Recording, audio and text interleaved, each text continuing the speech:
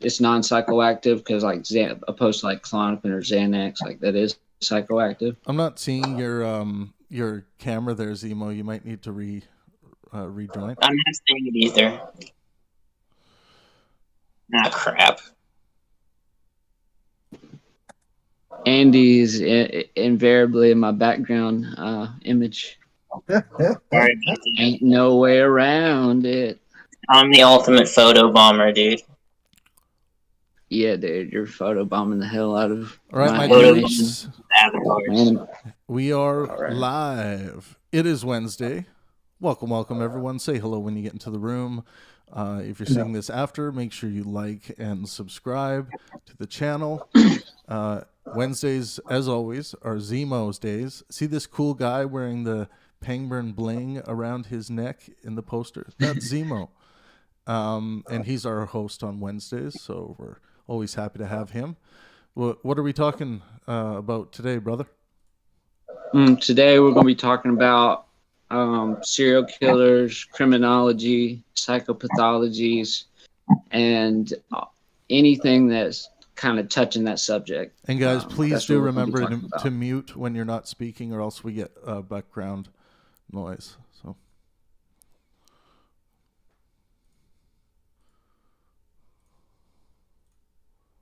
Yeah, so today, like I said, we're talking about psychology, criminology. Really, I kind of zeroed in on serial killers personally, and famous criminals in general, because I'm just overly curious about those type of people, especially mental illness or mental diagnoses. I just find it fascinating to try to quote unquote get into the mind of a psychopath or get into the mind of a killer, however impractical it may be. So if y'all will allow me to, I'm going to just read a little bit that I wrote, which turned into kind of a lot, but y'all are just going to have to deal with it. I don't think it's that long. So, all right. So I started out. What was that? I got an echo. I think we're just hearing. All right. So starting out, I thought of something that Jordan Peterson pointed out actually, and he points out that when you're watching children around 2 years old, there's a small proportion of the children that are aggressive and dominant. These children kick, punch, bite, and steal. Once they are about 4, they can become socialized. They are a tame beast, if you will, but a small proportion of the children never become socialized properly. This sparks the beginning of a vicious cycle. They are alienated, which exacerbates their antisocial personality disorder, which increases their pathologies. This is how sociopaths are created, and this is where the born psychopathic tendency becomes initially visible. This is primarily why proper child rearing is such a miracle for society. Literally, by raising children properly, you can mitigate the massive harm they could potentially cause to themselves and to the world at large. Just imagine the lessening of malevolence, pain, and suffering in the world if some of the world's worst criminals were raised properly. What if Ed Kemper wasn't physically and emotionally abused by his mother and instead was shown love and affection, care and patience, honesty and integrity? Maybe, just maybe, he wouldn't have decapitated his mother and defiled her severed head. Maybe his 10 victims would have lived longer, fulfilling lives, and the last thing they witnessed on this earth wouldn't have been a 6'9" sadistic murderer about to shoot, stab, or strangle them.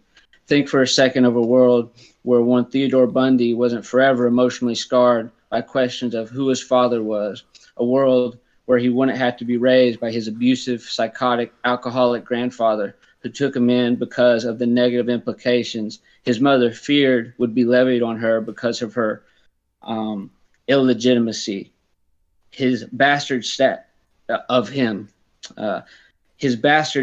created the perfect storm of a man whose hatred of women was so intense he kidnapped, raped, and murdered 30 of them. This is why the expression hurt people rings true to me every time I hear it. The greatest generation who went out and saw unimaginable amounts of carnage and fighting the Japanese and the Nazis war machine, unfortunately didn't leave their emotional damage on the battlefield. I believe a lot of these broken men came home and raised broken children in broken families. The result, a wave of serial killers in the 70s and 80s as the baby boomers came of age and brought their families' pain out onto the world. I mean, yep. How can we understand such a tragedy, such a squandering of the miracle of human potential? Some say we can't possibly understand the darkness that is always lurking beneath the surface, yet some believe that by staring evil in the face, by taking it head on, that we can come to understand the causes for such occurrences like the Manson family or a John Wayne Gacy or an Auschwitz. This seems to be the task, yet the task itself brings more questions than answers. Inevitably, within any discussion on human nature, and the nature-nurture paradigm is virtually inevitable. It seems cliche, but it really encompasses everything we could conceivably look at, the subject and its environment. So which one is it? Which is more important? Well, to quote Jordan Peterson, again, it's really complicated. The main thing that has stuck with me about this topic in preparation is this: where can I begin? Where is a reasonable starting point? If you look into the field of criminology, for instance, it's really a combination of about 10 different disciplines that study crime with their own theories and metrics. Economists, psychologists, biologists, sociologists, and scholars of law, among many others, study crime and its various expressions in their own way. So if I've seemed to be lacking or leaving something out during this show, just know that this is the nature of the beast. So back to nature and nurture. The answer seems conclusive. It's both. For simplicity's sake, let's take the two most common psychological constructs we have for mental health, or the two most talked about, we'll say. I'm not saying the most common in the population. Psychopathy and sociopathy. In short, and leaving a lot of details out, psychopaths are nature or genetics, and sociopaths are nurture or created by their environment. While psychopaths are classified as people with little to no conscience, sociopaths do have a limited, albeit weak, ability to feel empathy, remorse. Psychopaths tend to be successful, more narcissistic, have a total inability to form personal bonds, while sociopaths can potentially form personal bonds with a very limited amount of people, tend to have a lower self-esteem, and are generally more erratic, aggressive, and reckless. However, don't let this lead you to believe that sociopaths are more dangerous to society. While they may have a more in-your-face, aggressive approach, psychopaths are notorious for harming societies in other ways. Take Bernie Madoff, who fits the psychopath model better. He robbed tens of thousands of people of their life savings, which amounted to much as up to $65 billion. And I want to note that psychopathy and sociopathy are two constructs of mental health that are under the construct antisocial personality disorder. I'll talk about constructs in a second. Now, something you may have noticed is the inevitable generalizations that can happen within the fields of criminology and psychology. Most personality disorders, such as psychopathy, sociopathy, narcissistic personality disorder, dissociative personality disorder, antisocial personality disorder, etc., are all psychological constructs. Now, a personality disorder is not you had a bad day or a bad week, and I think I have a personality disorder. Personality disorders are patterns of behavior, speeches, and thought over extended periods of time. A personality disorder is when the way you think, feel, and or act causes intense distress and deviates from social expectations and causes you to have difficulty functioning normally. So with each disorder being its own construct, debates can occur. For example, pathological lying can be argued as being its own disorder in and of itself, its own construct in and of itself. Conversely, people could argue that it's simply a symptom of another construct, like borderline personality disorder or something similar. This often leads to many disorders having overlapping themes and characteristics.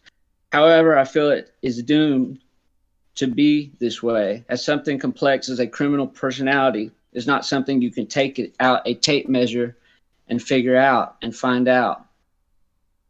You can't take a fingerprint and find out if somebody's a psychopath or if they have borderline personality disorder. And with it being interpretive, 2 or 3 psychiatrists can look at the same person and draw completely different conclusions from the same patient. On the other hand, for psychopathy, for instance, we do have the Hare psychopathic checklist, or commonly referred to as the PCLR-R, which is normally used as a diagnostic tool which allows people to rate their psychopathic or antisocial habits. It's been shown to be very accurate in diagnosing psychopathy as well as predicting future violent acts. Also, it should be noted that brain scans often tell a story of their own. Some psychopathic brains have been shown to have severe damage, especially in the frontal cortex, which is known for moral rationalization and impulse control. I'm sure many can identify with the following scenario. You're out in public, or maybe you're at home, and someone does something or says something that triggers your imagination, an imagination of decking them in the face and beating them senseless. You think, wow, this would feel great to inflict pain on this person. Do they know what they just done? Do they know what they just said and how angry it makes me? I'm sure we've all been there. And then maybe right as you go to swing your fist forward or say that vile comment that you can't take back, you suddenly stop yourself.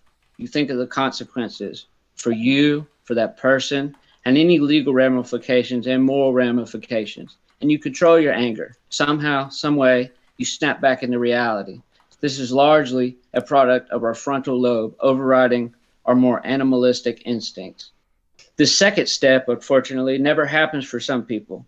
Someone says something smart to them, and they swing without a second thought, or that slight stays in their mind for a month as they plan their revenge. Either way, it's a symptom, often, of a broken brain. The amygdala also plays a large role, as the famous case of Charles Whitman will attest. This brings me to a problem with the entire field of study that's based around human behavior. Psychiatry, I want y'all to think about this. Psychiatry is the only field where they virtually never look at the organ they're treating. Cardiologists look, orthopedic surgeons look, so on and so on. Yet brain scans are exceedingly rare within the psychiatric field. This is a great discussion point on its own. Now, with the psychopath, hold on, I can't read my own writing here. Hold on. Now, with the psychopath being born, the sociopath is created. My extensive consumption of serial killer documentaries, interviews, and podcasts has made me realize one thing for sure. The majority of serial killers have really, really messed up lives, especially during childhood. Invariably, there's a section of the story, normally before the details of their vicious crimes, where I say to myself, I actually feel bad for this guy. This poor kid never had a chance. That's normally when I remind myself that there are millions of children just like these people who, for whatever reason, don't commit the same heinous crimes. Some of these kids grow up to live amazingly inspirational lives. Contrary to popular belief, few serial killers are ever found criminally insane. They seem to exist on the razor's edge of being in control of their violent actions and being not in control, not able to control their impulses. Another chilling factor about serial killers is how totally normal some can seem. They can be family men, the parent at their son's baseball game, the loving uncle and friend, and highly esteemed doctor. Or others have red flags and violent actions, from violent actions to petty crimes and misbehavior stretching back to their earliest formative years in elementary school. Some troubled kids keep dark fantasies-filled diaries or are caught drawing violent images. Also, a lot of kids can grow out of this phase or can learn to effectively cope. Again, more can be said about this matter. Finally, I want to discuss profiling.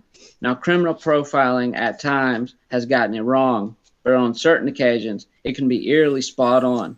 Take, for example, Richard Chase, the vampire of Sacramento, who really may be the most disgusting serial killer I've ever heard of. Richard Chase was a serial killer in Sacramento, California, who killed 6 people in the span of a month between 1977 and 1978. From the crime scenes, 2 things were obvious. The killer who was killing the victims was drinking their blood and cannibalizing their remains. The conclusion was obvious, yet correct. Whoever is doing this is totally insane, like cuckoo for Cocoa Puffs crazy.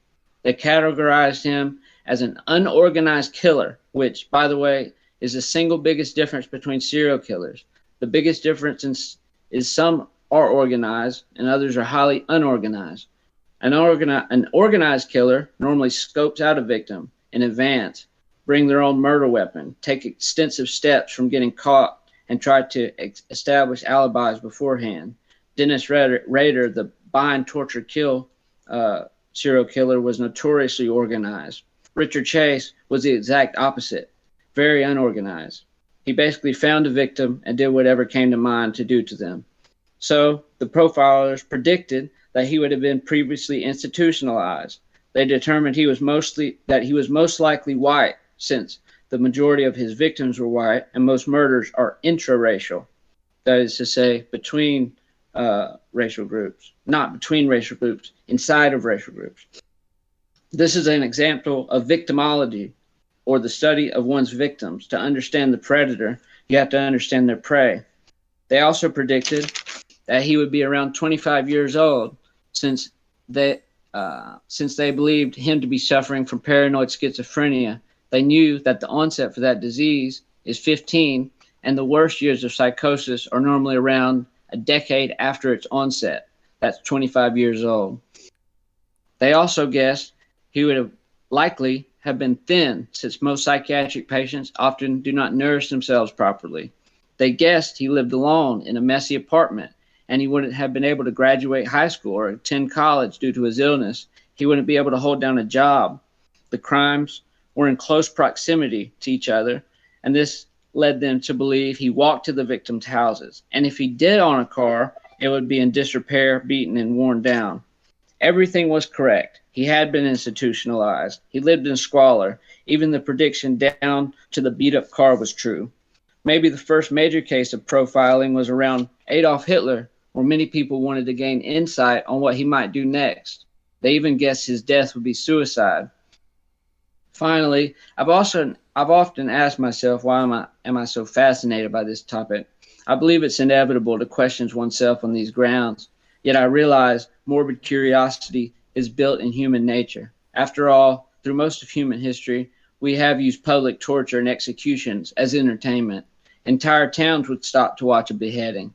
Even today, people attend executions for closure and watch horror movies for fun. I think the curiosity of the public surrounding mass murderers, famous criminals, and serial killers is a way for us to see the archetypes that embody evil and malevolence, death and despair. It's a way for us to know what to avoid. It's a way of knowing how to be. After all, it makes it easier to embody good when we have the outline of evil. It also has to do with human fascination of death. Maybe by hearing about the most torturous ways to die imaginable, our deaths, which are likely to be much less insufferable, seem to be nothing in comparison. The human search for unsolved mysteries and whodunits is attested to by none other than Agatha Christie, who is best known for her 66 detective novels and 14 short stories. Her books, may it be known, have made her the best-selling novelist of all time, only eclipsed by Shakespeare and the Bible. And finally, fear also is most definitely at the bottom of it. And I think the fear isn't so much that we're afraid of the serial killers coming to get us or the mass murderer gunning us down in the mall, but worst of all, that we know deep down that could be us. We don't fear the serial killer as much as we fear seeing ourselves, our own deepest desires reflected in that which we call pure evil. To end, I'll end with 2 quotes which often run through my mind. The line separating good and evil passes not through states, nor between classes, nor the political parties, but through every human's heart. Alexander Solzhenitsyn. And battle not with monsters, lest ye become a monster. And if you gaze into the abyss gazes also unto you, Friedrich Nietzsche. And that'll conclude my writings. So yeah, I wanted to go around the room, and really I wanted to ask different people some questions. Let me see here. I got a lot of notes, and we'll get to a lot of other stuff. I do want to say, ZMO, that was a great lead again. Yeah, thanks, man. I really enjoyed listening to that. It was awesome. Yeah. Thank you. Thanks. I too was impressed. We should post it so I can read it again. Yeah, that would be great, Zemo. If you could drop it in like the psychology tab, that would be cool. Or the criminology tab would be better, I think. Yeah. Also, War of Ideas. That's good for the War of Ideas. I'll publish it there. Make sure you see it. Yeah. Okay. Cool, man. I hope y'all enjoyed it. I seriously do. I hope it wasn't too long as well. So, all right. Does anybody have something they want to put forth to the group as a starting point? Or if not, I'm going to probably jump in and start asking people questions. I'll toss something out. Sure. The idea of looking at that as archetypes, I guess, could be interesting to a philosophy server, but it doesn't serve the public purpose of trying to reduce crime.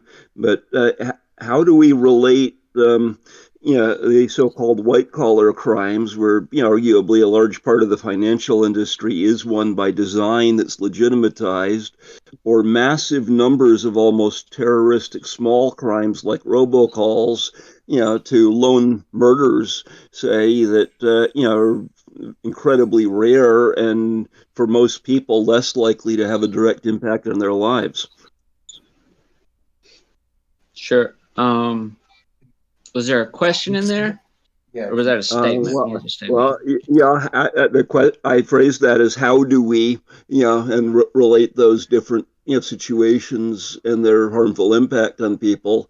And, and then the extrapolation of that, if you look at proportionality or equal protections in legal systems, as well as the diversity of society and personalities, what can be done to inhibit them or shut them down in society to the extent possible.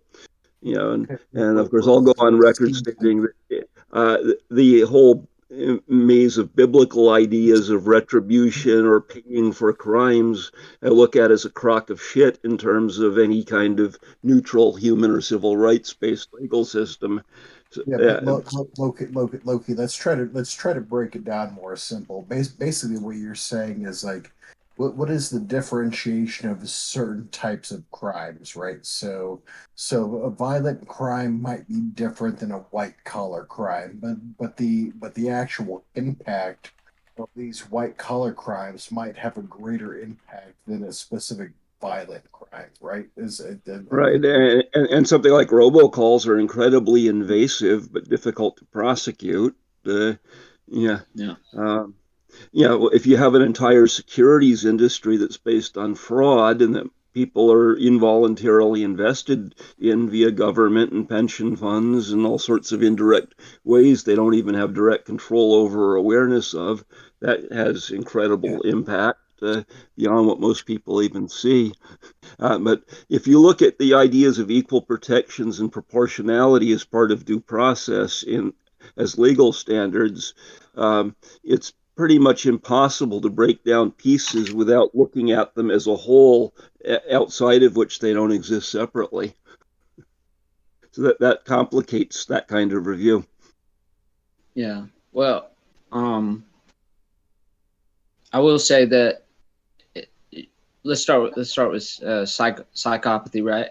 About 1 in 100 people are psychopaths. Now, when you diagnose someone as a psychopath, there are varying degrees. Some can score more on the checklist, some can score less, but they can be classified into different subsets. But there are psychopaths that tend to be more narcissistic. They tend to have what they call outward affect, And they do absolutely over proportionally dominate certain aspects of society, like CEOs, like people in positions of power, like such as police. And there is a benefit to being a psychopath in certain instances. Obviously, like if you're the head of a company and you have to make major decisions where the normal person would just be, just bent over every minute in just agonizing terror. Oh, well, what is this decision going to do? What is that going to do? It's very, very helpful to have a total disconnect from your emotions. If you're firing people, if you're say you got to fire 1,000 people, there's no emotional connection to them. And I think this has served kings throughout history.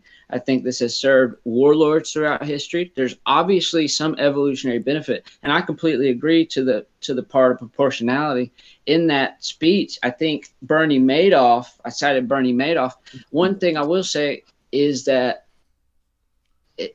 familiarizing ourselves with how schemes operate. So what is a pyramid scheme? How does that differ from some other scheme that's similar but not quite the same, and so on and so forth, which Bernie Madoff was basically running. He was running a pyramid scheme. It was a Ponzi scheme. It was a Ponzi scheme for fucking sure. Oh, could we get Ella Tanara to turn her mic up? She's just hard to hear on. Yeah, Ponzi scheme, sorry. But yeah, just familiarizing ourselves with those MOs, if you will, those modus operandi, and knowing how to recognize them, Yeah. I think one of the things Alatard was trying to get in. Go ahead. No, I was just saying Bernie Madoff.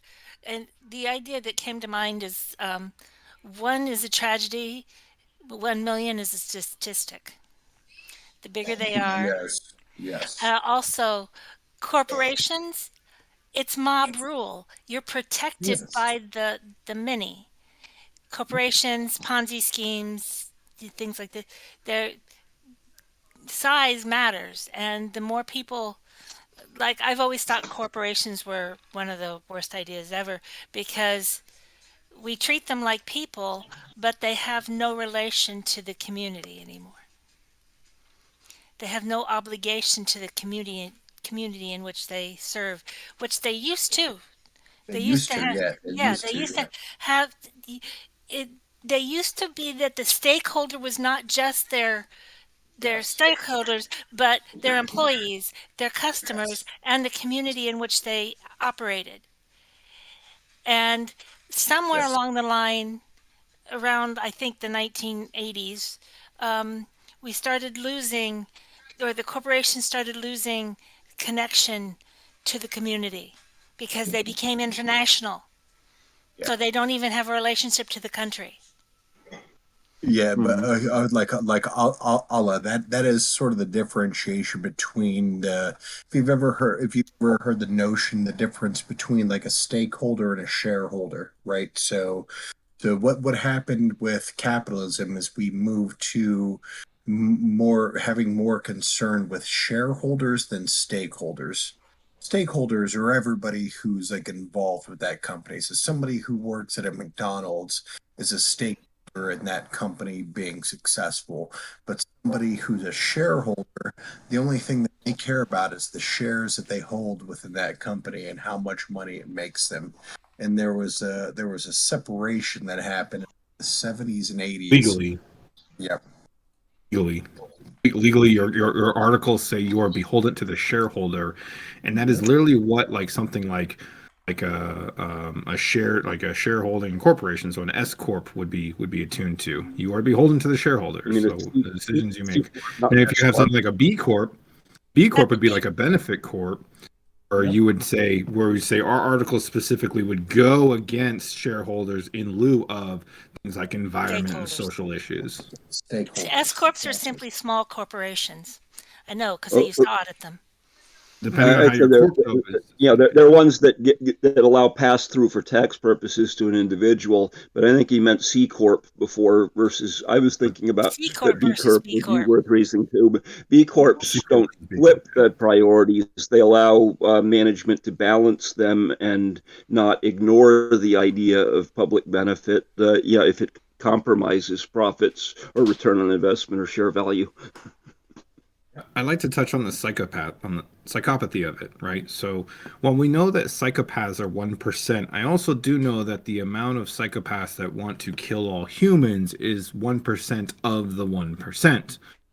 Scary thing that I would say that we need to address, the elephant in the room, is and I speak of this before is because it's concerning to me and people in national defense and stuff like that, is that if you put a Venn diagram, which is two circles overlapping each other, and the amount of technology that grows versus the amount of psychopaths in the world grows, the amount of damage done, that middle section becomes larger and larger and larger over time. And so if we don't address basically psychopathy as technology grows, we're going to be running into some really crazy, almost like another filter, right? Of somebody getting, oh, and now I can print a 3D virus that kills all humans. Okay, that's great. And like, this is very concerning to have when technology is increasing.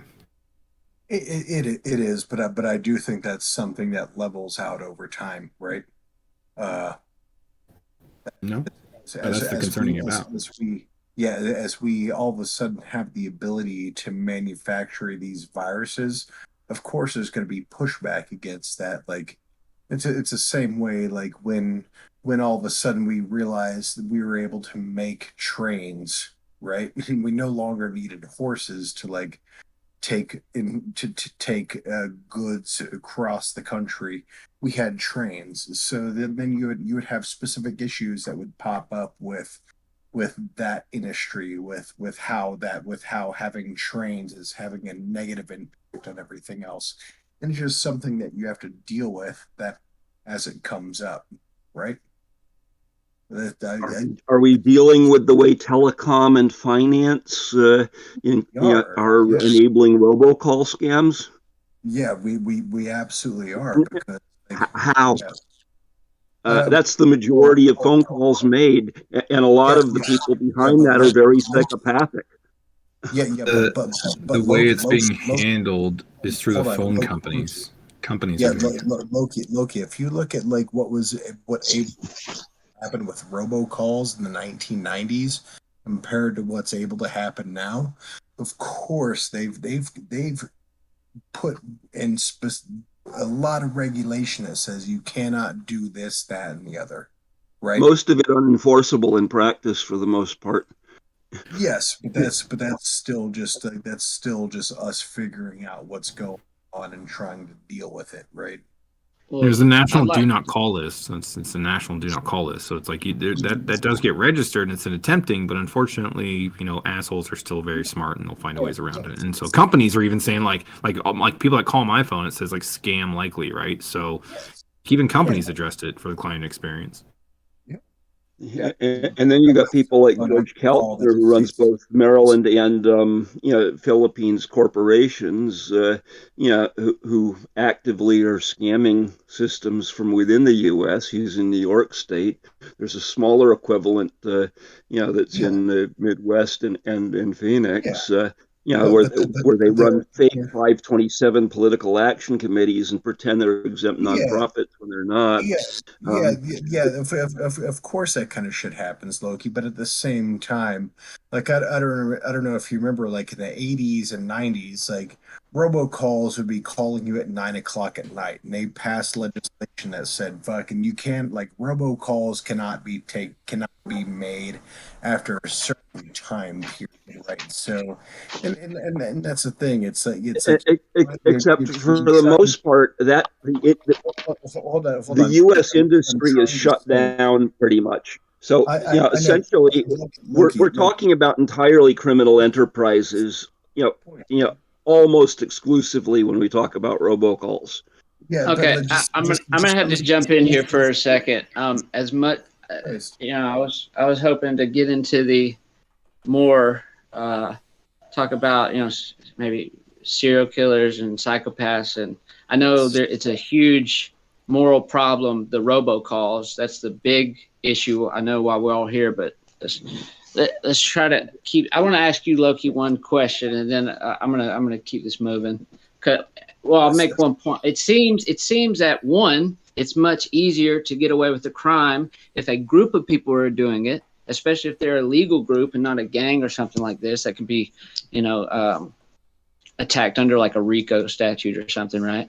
And two, what is the illegality of calling people's phones? I mean, it may be annoying, but illegal? Yes, criminal and civil violations in Europe, Canada, and the U.S. In the U.S., there's longstanding do not call registry law that was expanded, where, if you can get at them, you can sue them for, $1,500 a call. There was additional law passed, about a year and a half ago that went in effect last July that in theory adds a 2-year in prison and $20,000 fine per call and against the individual workers and not just the bosses, except, it's not likely to be enforced even in this country. It's been illegal to call, cell phones and other cost of receiving calls lines, which started with automated fax rules decades ago under FCC rules. Canada and the EU have similar restrictions. So, pretty much most outbound call centers are effectively shut down, like the old West telemarketing operation, say. Because most phone numbers are do not call registered in the U.S. and have equivalent treatment in most of Europe and, Canada. If you don't understand the way the way robocalls were used in the 1980s and 90s compared to now, we really don't have an issue. Back then, man, that's not true. Fucking insane. There's certain kinds of technologies block them effectively, but others don't, and it depends on the phone company's compliance with the new shaken and stir standards in the U.S. But the cost and expansion of technology. I'm putting a fork in the phone call conversation. That shit is petty and annoying. So let's move on. What is a crime? What makes things criminal? Legal precedents. I think a crime is something that it is perpetrated on somebody without their own without their own ability to consent to that thing, right? So any crime is something that happens to somebody without their own consent. I think that is the fundamental nature of what a crime is, right? Right. Without their consent. I think it's legal precedent. Okay. Expand on the legal precedent thought.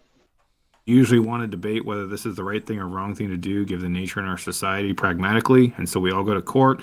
We have judgment of our peers or judges. It doesn't matter. There's a lot of ways to do it. Point is at the end of the day, we can have precedents say, from now on, if anybody else does this, we are going to treat you this way. So be aware. Actually, that only exists, though, for enforcement of statutes or regulations that reach adjudication after a violation. In theory, we should take it back a step to, statutory and regulatory law, defining things as crimes, but then also a political and legal process to decide whether those definitions themselves are valid. But then with that, Loki, let's go back to what ZMO asked: is what do you think is actually a crime then? Because I said it meant something that happened without your consent, right? I mean, and that's a philosophical idea that is incredibly disjointed for when you think about crimes in financial or corporate systems or transnational. Loki, I'm gonna have to interrupt you again. There are philosophical questions, like, for example, there's a famous paper called "Why Can't We Eat Babies?" Right? I think everybody could articulate why we should not eat babies, but you go in psychology, you go along with the thought experiment, you go along with the open-ended question, because you're trying to nail down to the bedrock of the issue. Now you're bringing up statutes that already have crime defined, and I'm trying to get down to the bedrock, the elementary bedrock of what is even the idea of crime. Yes. Actually, that's part of what I mentioned, if you understand legal process, because politicians frequently will pass laws trying to regulate actions based on religious prejudices or other illegitimate standards. But you're saying, listen, the problem is you're saying all of this with the implication, you use the word legal. It's like me using the definition of a word in a word. Yes. You know what I'm saying? I can't, it's like, what is flying? It's when you fly in the air. Well, that doesn't tell me what flying is. I'm talking about, and that's why I said legal precedents, is because we find out pragmatic norms, right? Because what might be a crime now is not a crime later, and what might be a crime later is not a crime now. It depends on how the landscape in front of us is being described. What is pragmatically what pragmatically works, and we want to be in a way where justice is blind, so it's rules for everyone and not just for thee and not for me. So there's a lot of ways. What's up, Scott? I'm saying let's just go back to the question that ZMO asked, and ZMO asked, like, what makes a crime, right? Right, and that's what I'm trying to. So let me get to my. Sorry, what's up? Yeah, well, that's why I said it had something to do with, like, if somebody didn't agree to this thing and it happened to them, that's considered a crime. Well, like, you guys, instead of debating Loki's answer, let's hear everyone else's answer to the question. Yeah, and let me try to finish my point, because I'm trying to tear off to kind of get to that point, Scott, is to say it doesn't have to do with personal violation, right? We have to look at is this something that is applicable for everybody doing this situation if I recused myself and you inputted citizen number whatever over in here as well? And then we can say that's a crime because anybody could do this. And we don't want it to be like, no, not if you're this person, then it's technically not a crime. Like, we don't want to live in a land like that. Exactly, but even in that situation, what would be the level of this, or the state of something that you would say is a crime? Would it be something that happens to somebody that they don't have any choice over what's actually happening? Like, to me, like, that's what I was saying, is like, when somebody doesn't have a choice and something's being forced onto them, I feel like that's where criminality comes into place. Like, if somebody, like, robs you, puts a gun in your face and takes your wallet, you don't have a choice, right? So that is the very notion of what a crime is it's removing your own ability to have a say in that situation, right? Am I wrong on that? Like, yeah, a little bit. I think you are, but I'm willing to let everybody else here kind of put their opinion on it before we kind of figure it out. Yeah. If I'm wrong, sure. I've no. Yeah, sure. Altanar, what do you think of a crime being defined as something that goes against your own choice or freedom of choice or bodily autonomy or whatever it may be? Do you agree with that?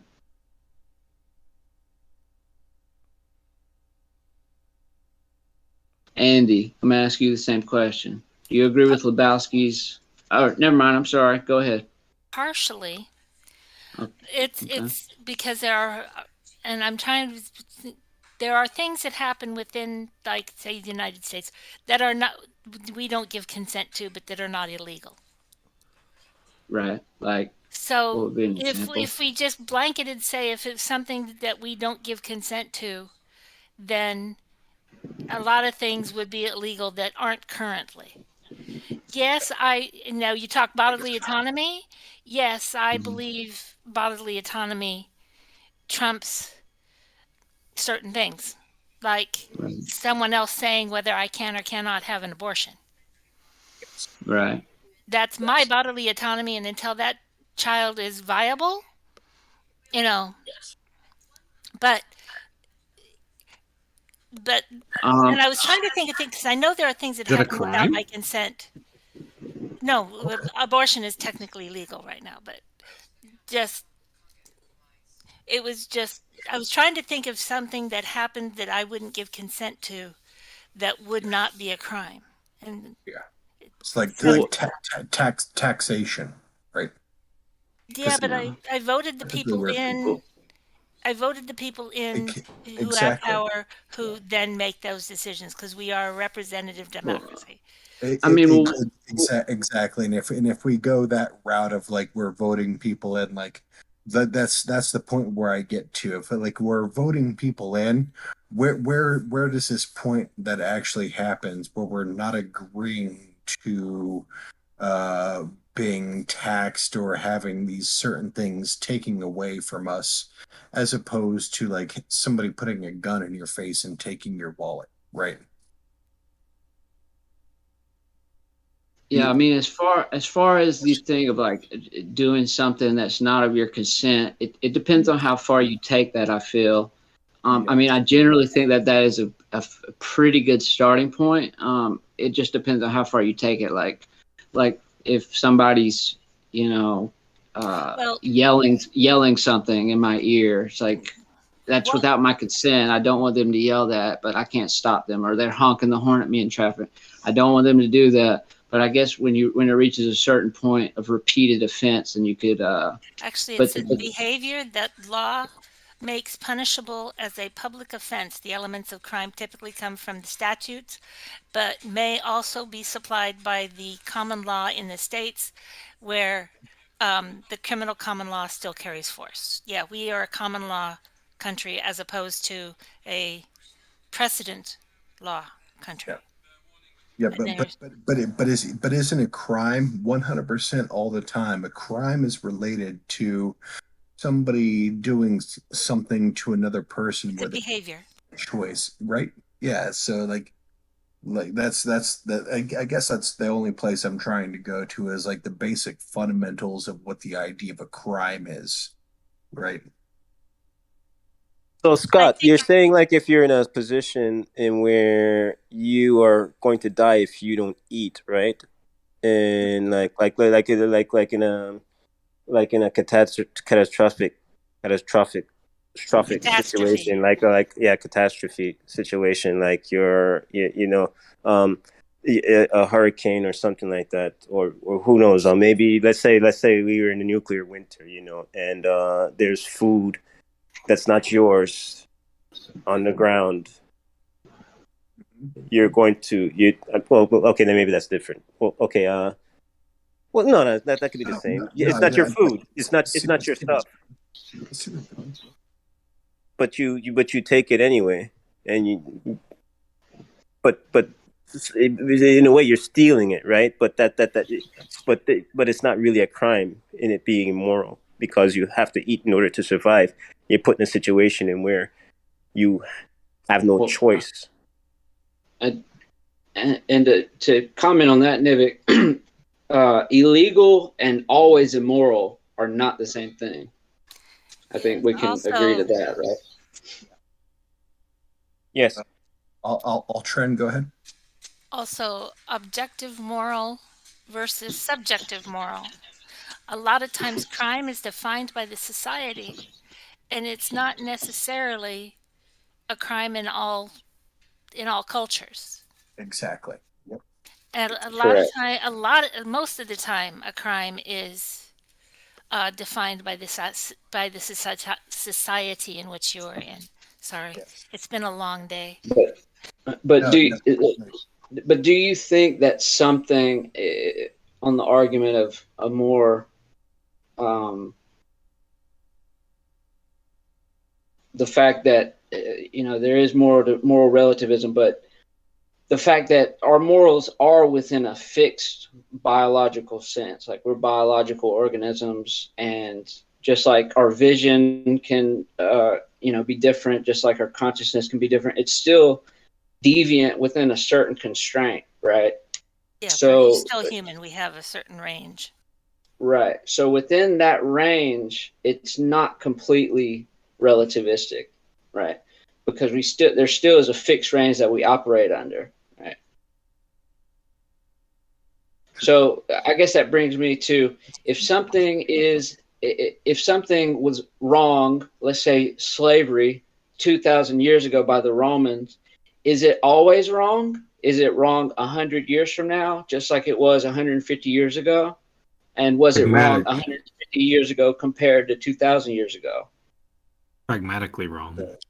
Well, wrong can be relative. Wrong would be the best way they can get by in order to function, because there's primitive society now. But nowadays, it would make no sense, because you can get more value out of a human than making them be a barnyard animal. But this is sort of the point of why I said a crime on a specific reason, when it removes your own choice, right? So if you're a slave, you've obviously had your own choice removed. So that is a crime. Period. A little bit, yeah. Let me ask you a question, ZMO. Slavery was the only option to create a world upon which the future would amount to have no slaves, right? So we're going to build a society to where we don't need slavery, but I use slaves to do it. Is that wrong? That's what I was saying. I was saying that before. I was saying they if you're in a primitive society, they're fucking cavemen. At the end of the day, it's kind of like, but now to treat a human being like a barnyard animal, to devalue them to the point in where you're just having them plow a field like a cow. Yeah, I mean, you're getting less out of them. Well, morally, yeah, but I mean, like, logically, to do that as well, it's not good for society to devalue a human being. But also that logic doesn't really make any sense. It'd be the same thing as like saying, like, if the only thing we want is vanilla ice cream, what we have to do is make chocolate ice cream until everybody fucking hates chocolate ice cream, but everybody only wants vanilla ice cream, right? Do you see? But what it was everybody wanted ice cream. They didn't know what flavor they wanted. They really don't know how flavors worked out and all that kind of stuff. But we had to start getting in there and start experimenting to realize that the best thing for everybody is vanilla, so that they can put their own toppings on it.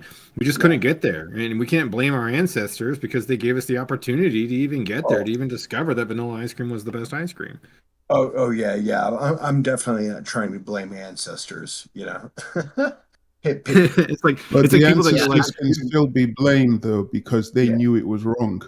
When they were doing it, they knew it was wrong. They felt that it was a means to an end, but they knew it was wrong, and then they put a law saying that it's wrong. So it made them look like hypocrites. How are you saying it's wrong if you did it in the past? But now you're saying, okay, we don't need to do it, because you knew when you were doing it that it was wrong. It's that simple. Would you? I think all humans, some do, and some don't. Yeah, I believe all human beings have the capacity to see something they're doing and admit it was wrong. To answer your question, that to me, I think it would be immoral no matter the situation. Now, that's a utilitarianist argument, and I also find that utilitarianism can be primed for this exact example. Like, let's take the USSR for an example. Well, we've seen huge economic growth, and we were peasants 100 years ago, and now we're the second or third leading superpower. So those 50 million people that were killed, it was a utilitarian thing to build our economic status. It seems utilitarianism is always privy to basically that moral excuse. And me being closer to a moral objectivist and a moral relativist would say it's always wrong. Now, the only way I would say it's not always wrong is if you set up a hypothetical where there's no other way to advance human civilization. Then the question would be, would humans cease to exist, or would we build upon that? And would the pleasure then outride the misery, right? Yeah. But Zima, I think you strawman. I think I got strawmanned a little bit, if you don't mind. Sure, go ahead. I would say that you point is that people didn't know what if the standard was slavery, and then around the 20s or 30s, there's some issues in America where now laws are being passed, the tides are shifting, the South is not adhering to these laws being passed, where we can actually start to say, hey, listen, there's a little bit of hypocrisy in owning somebody and calling them free. And then there's all these liabilities when you're having slave people run north. So it becomes a consistent problem where people actually start taking it on. But in the meantime, it's a social norm, right? I look at that and I say, listen, if it's the social norm to do these things and it creates a better, brighter future to where now the social norm has changed, where people didn't think that maybe 1,000 years ago people didn't know, like, when is slavery going to end, like when is the world just not going to have slaves anymore, like nobody would be able to answer you at all. So it wasn't like they knew the goals they were going for, but they were providing a land of opportunity for the next generation, and eventually we would work there. And to that I say, I'm sorry it took slaves, but thank God that the ancestors of the ancestors, even of the slaves, can now be free because of it, and we should all be thankful, even though we know some people probably did some things that they knew were wrong, and some of the people probably had their convictions and realized, maybe even based on the Bible or whatever reasons they want, that they were doing the right thing. But it's about the argument, though. It's like if, let's say if somebody say what you're doing is wrong, and they explain it logically and how you're going about it is wrong. Is it in that would be different than a person just being completely ignorant and irrational, believing what they're doing is wrong. Because if the context is of an argument of one person saying, well, you shouldn't go about doing things this way, and they explain it morally and logically, and where to treat a human being that way and to devalue a human being that way, like as if there's no worth to them. I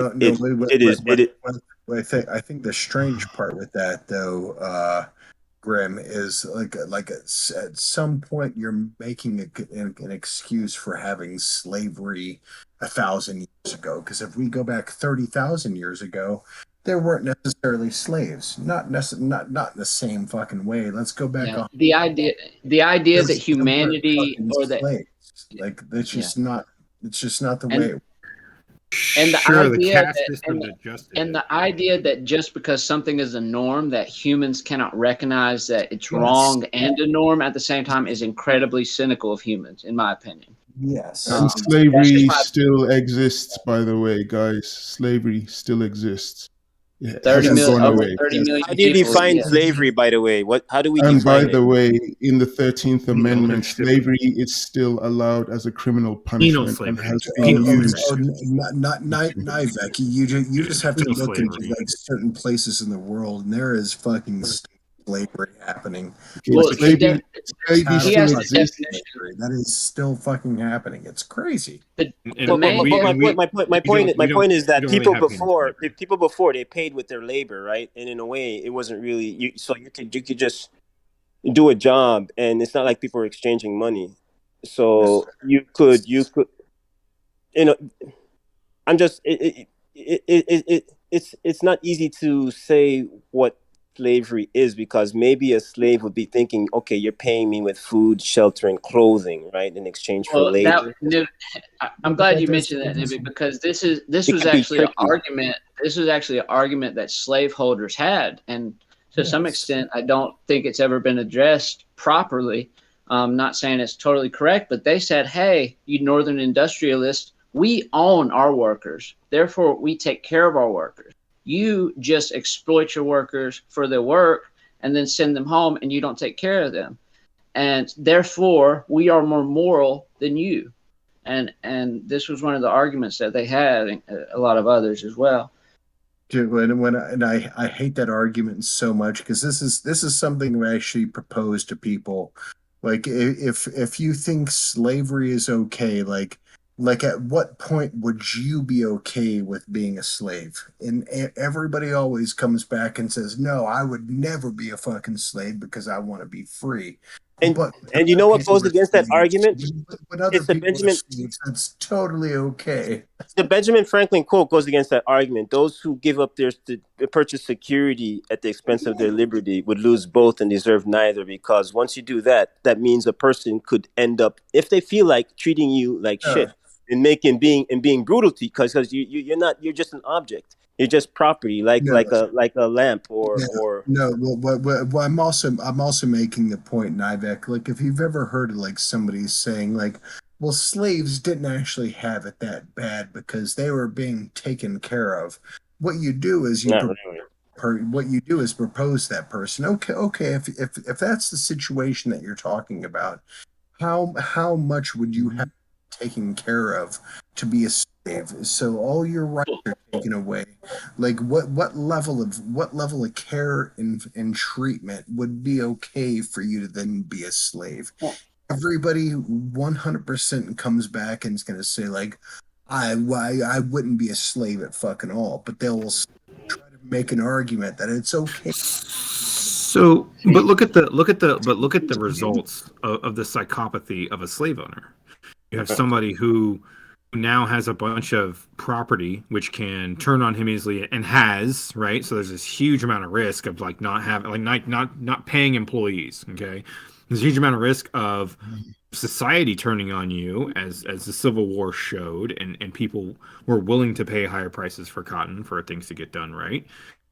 So I mean, you have this distance to say, I'm now going to treat people not like an incel or like avoid them. Now I'm going to own them, which is a complete like an addendum to psychopathy, and they have no idea of the mental repercussions that are not going to just bestow them, but it's going to bestow their family and like their offspring, and that whole mental repercussion too that we clearly saw in the next generation of slaves that were free, quote unquote free, but then had to fight through the civil rights because still became this mentality of this, if you want to say psychopathy, to say I can look at a person with different skin color and realize that it's not a human being or equivalent to me and have this racism, bigotry understanding.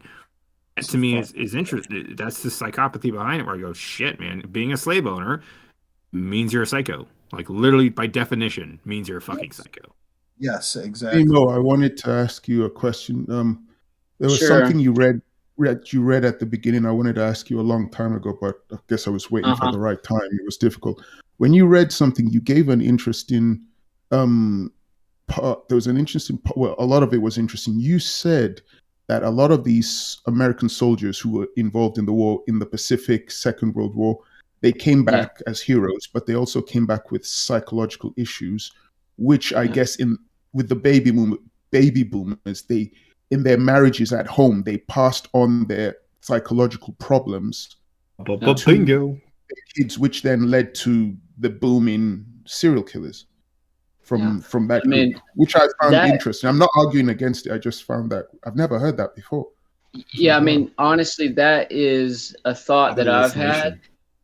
That's a thought that I've had, and it's from the fact that I wanted to explain how there was a boom in serial killers between the 60s, and really it started in the 70s and 80s. If you look, there's tons of famous serial killers from the 70s. I mean, Son of Sam, Ted Bundy. I mean, there's a lot.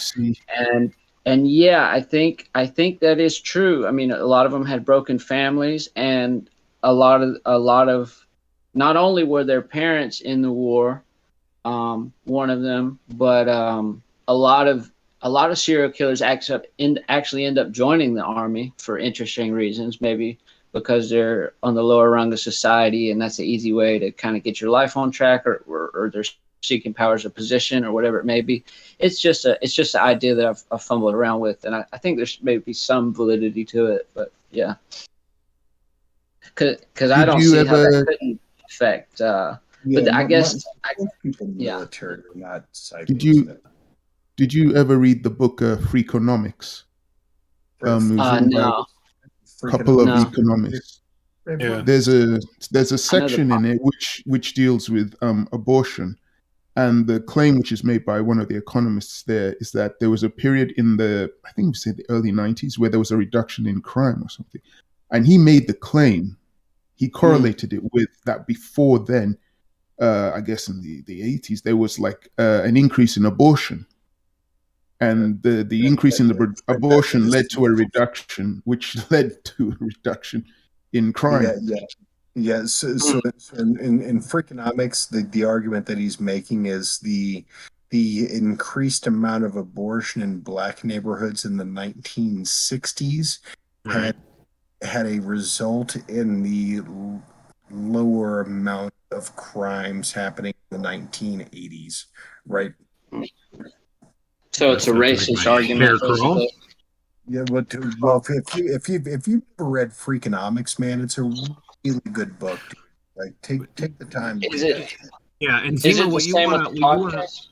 what you want to look into is the is after 1945 and after the Vietnam War, there's been a lot of studies on basically men not returning home or men returning home with PTSD on a society that demands that you must live in a nuclear family, mother and father, and not committing crime and having kids after you're married. So standard nuclear family.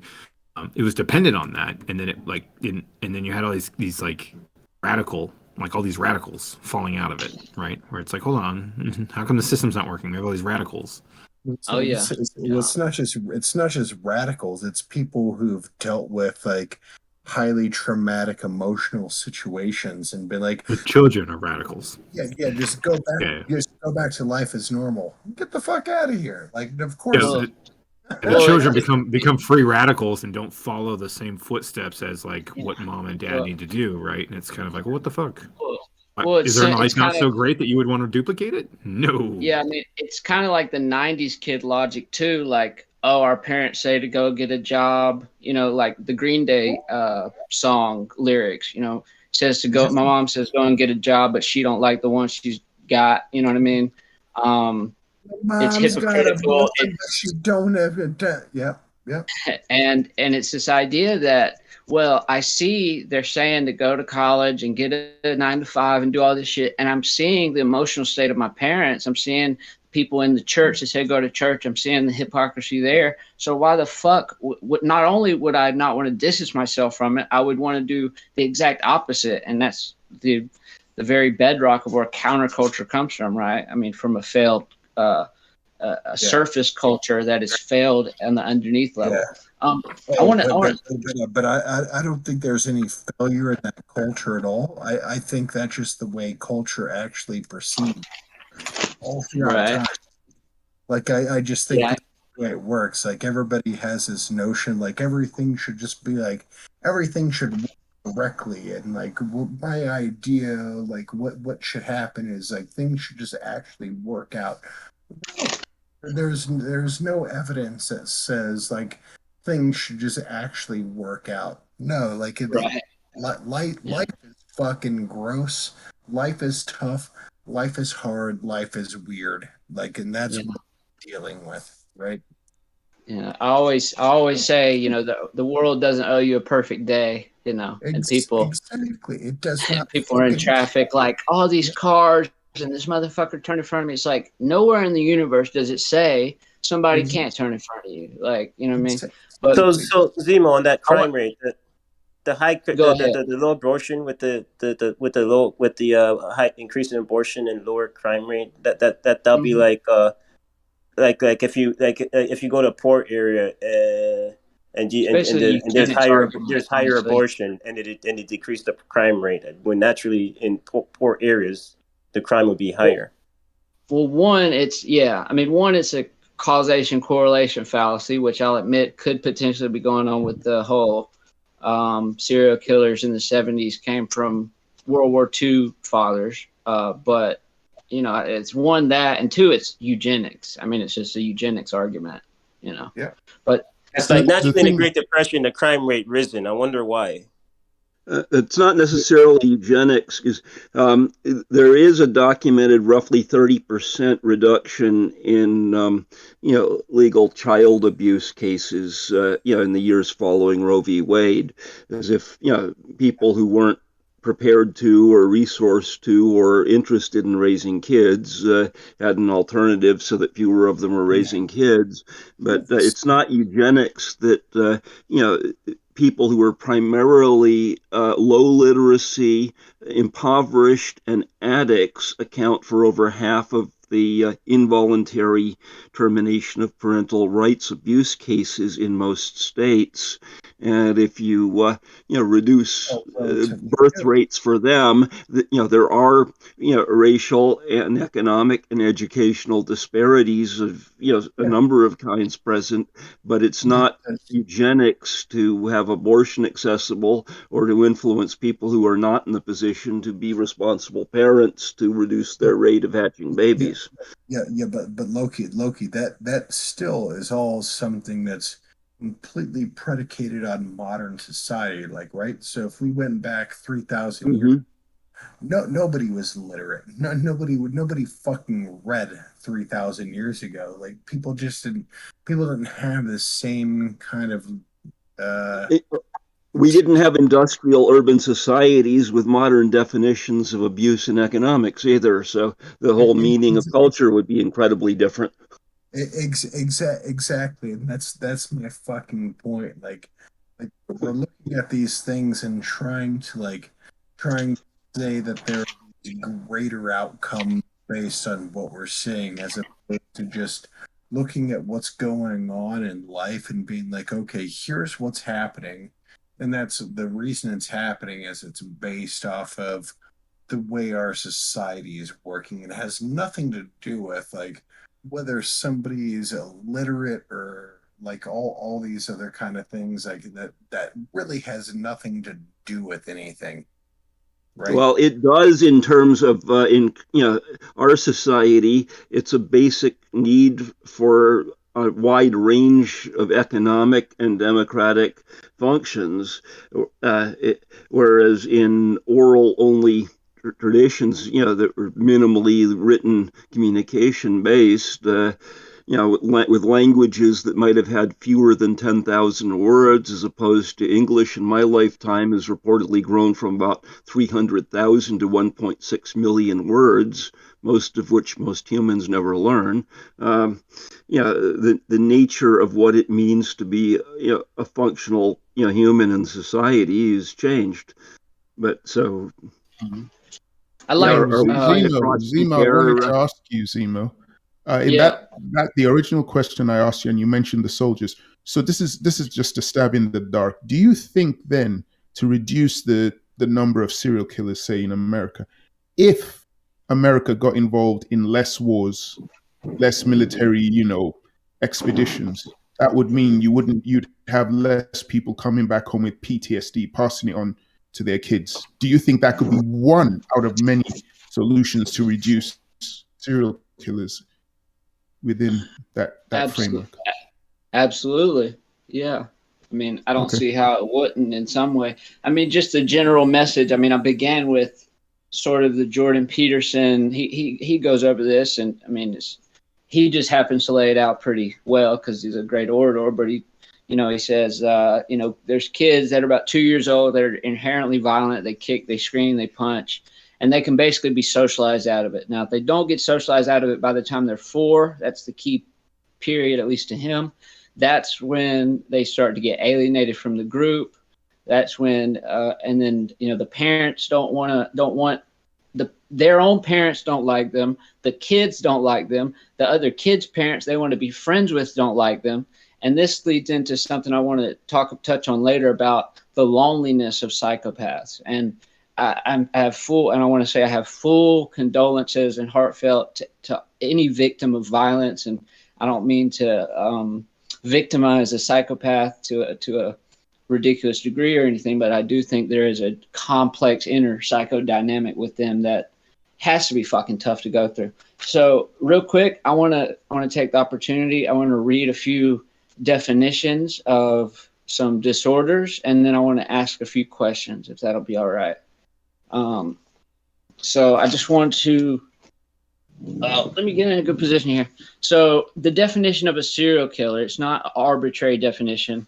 We have definitions or working definitions like spree killer, mass murderer, serial killer. So a serial killer is a person who has murdered 3 or more people. Sometimes I've seen the definition be with 2 or more people, but definitely 3 or more people, usually in service of an abnormal psychological gratification with the murders taking place over more than a month with a cooling off period.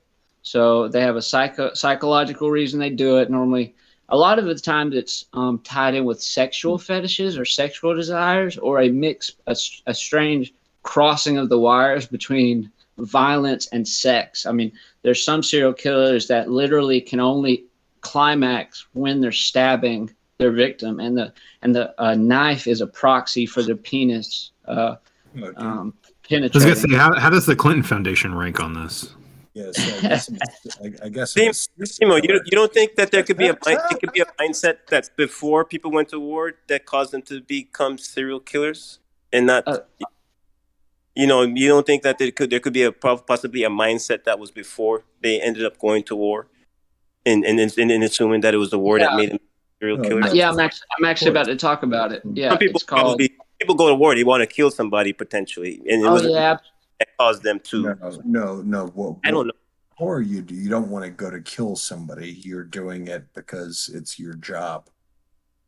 No, I think he's saying there are certain people that do, and they use that as a proxy to get what they want, right? Yeah. But that wasn't what Zemo said, though. Zemo's original, well, Zemo can correct me as well, but his original claim was that these soldiers, they went over there, they came back with problems, got married, raised a family. Whatever problems they were having was manifesting itself in the household. The kid saw this. It somehow affected the kid. And then years later, there was a boom of these serial killers in the 60s, 70s or something, you were saying? Yes. So it was like there was a correlation that fathers going into the Second World War coming back, and then the baby boomers, I think, used that term, and then that led to that boom in serial killers as well, 60s and 70s, from Ted Bundy to John Wayne Gacy and all that stuff. So I think that's what he was saying. He wasn't saying that the soldiers themselves were serial killers. Yes, but you have other countries that go to war. It's not even the Second World War. Killing in America, in World War II. You don't see the other. Yeah. Well, I wanted to read a few more definitions so we can kind of zero in on what we're talking about here. I want to define psychopath. A psychopath is a neuropsychiatric disorder marked by deficient emotional response, lack of empathy, and poor behavioral control. Likewise, a sociopath is a person with a personality disorder manifesting itself in extreme antisocial attitudes, behaviors, and a lack of confidence. So, like I said before, antisocial personality disorder, psychopathy, which is genetic, which is inherited, and sociopathy, which is made by environment. So I guess the argument that I'm making, which I didn't know would be taken this seriously, would be that those would be more sociopaths, but somebody can have the psychopathic gene and not kill, and then they can have it triggered by violence in the household, so on and so forth. So antisocial personality disorder is a mental health disorder characterized by disregard for other people. So antisocial personality is not like I want to be alone by myself, I have anxiety, social anxiety. That's not what it's like. It's antisocial, as in like not conforming to the rules and laws and normal things of society.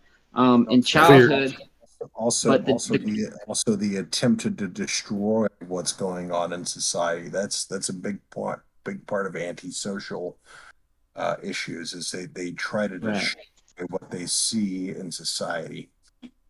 Right. I was gonna say a lot of psychopathic killers are very good at disassociating themselves, but very good at role playing. So they can play somebody who's very nice. They can play your best friend. They can play your neighbor. Things like that until things get dangerous. So that's what truly makes a psychopath dangerous, is the fact that they can not display any issues or problems until it's too late. Mm-hmm. Yeah. Why is it mostly in America?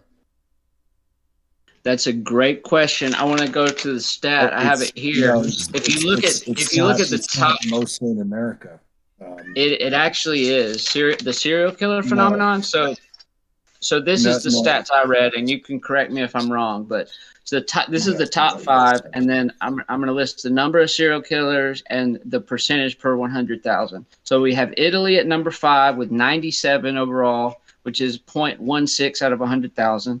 Canada, which is 106, which is 0.29 out of 100,000. South Africa, 117, which is 0.21. England, which is 166, which is 0.30. And the United States, which is 3,204, which is 0.99. So that brings me to the question, Lebowski, why does America seem to have so many serial killers? And if that's not true, why is that the case? And so I don't think it has anything to do with like we have more serial killers. I think it has to do with like we're able to find those serial killers better, right? So like imagine if you had like a country who had like a really robust system of finding dogs with rabies. You know, like that country who had that more robust system of finding dogs with rabies is going to find more dogs with rabies than in any other country. Well, right? The answer is, but we actually have examples of this, right? Number one.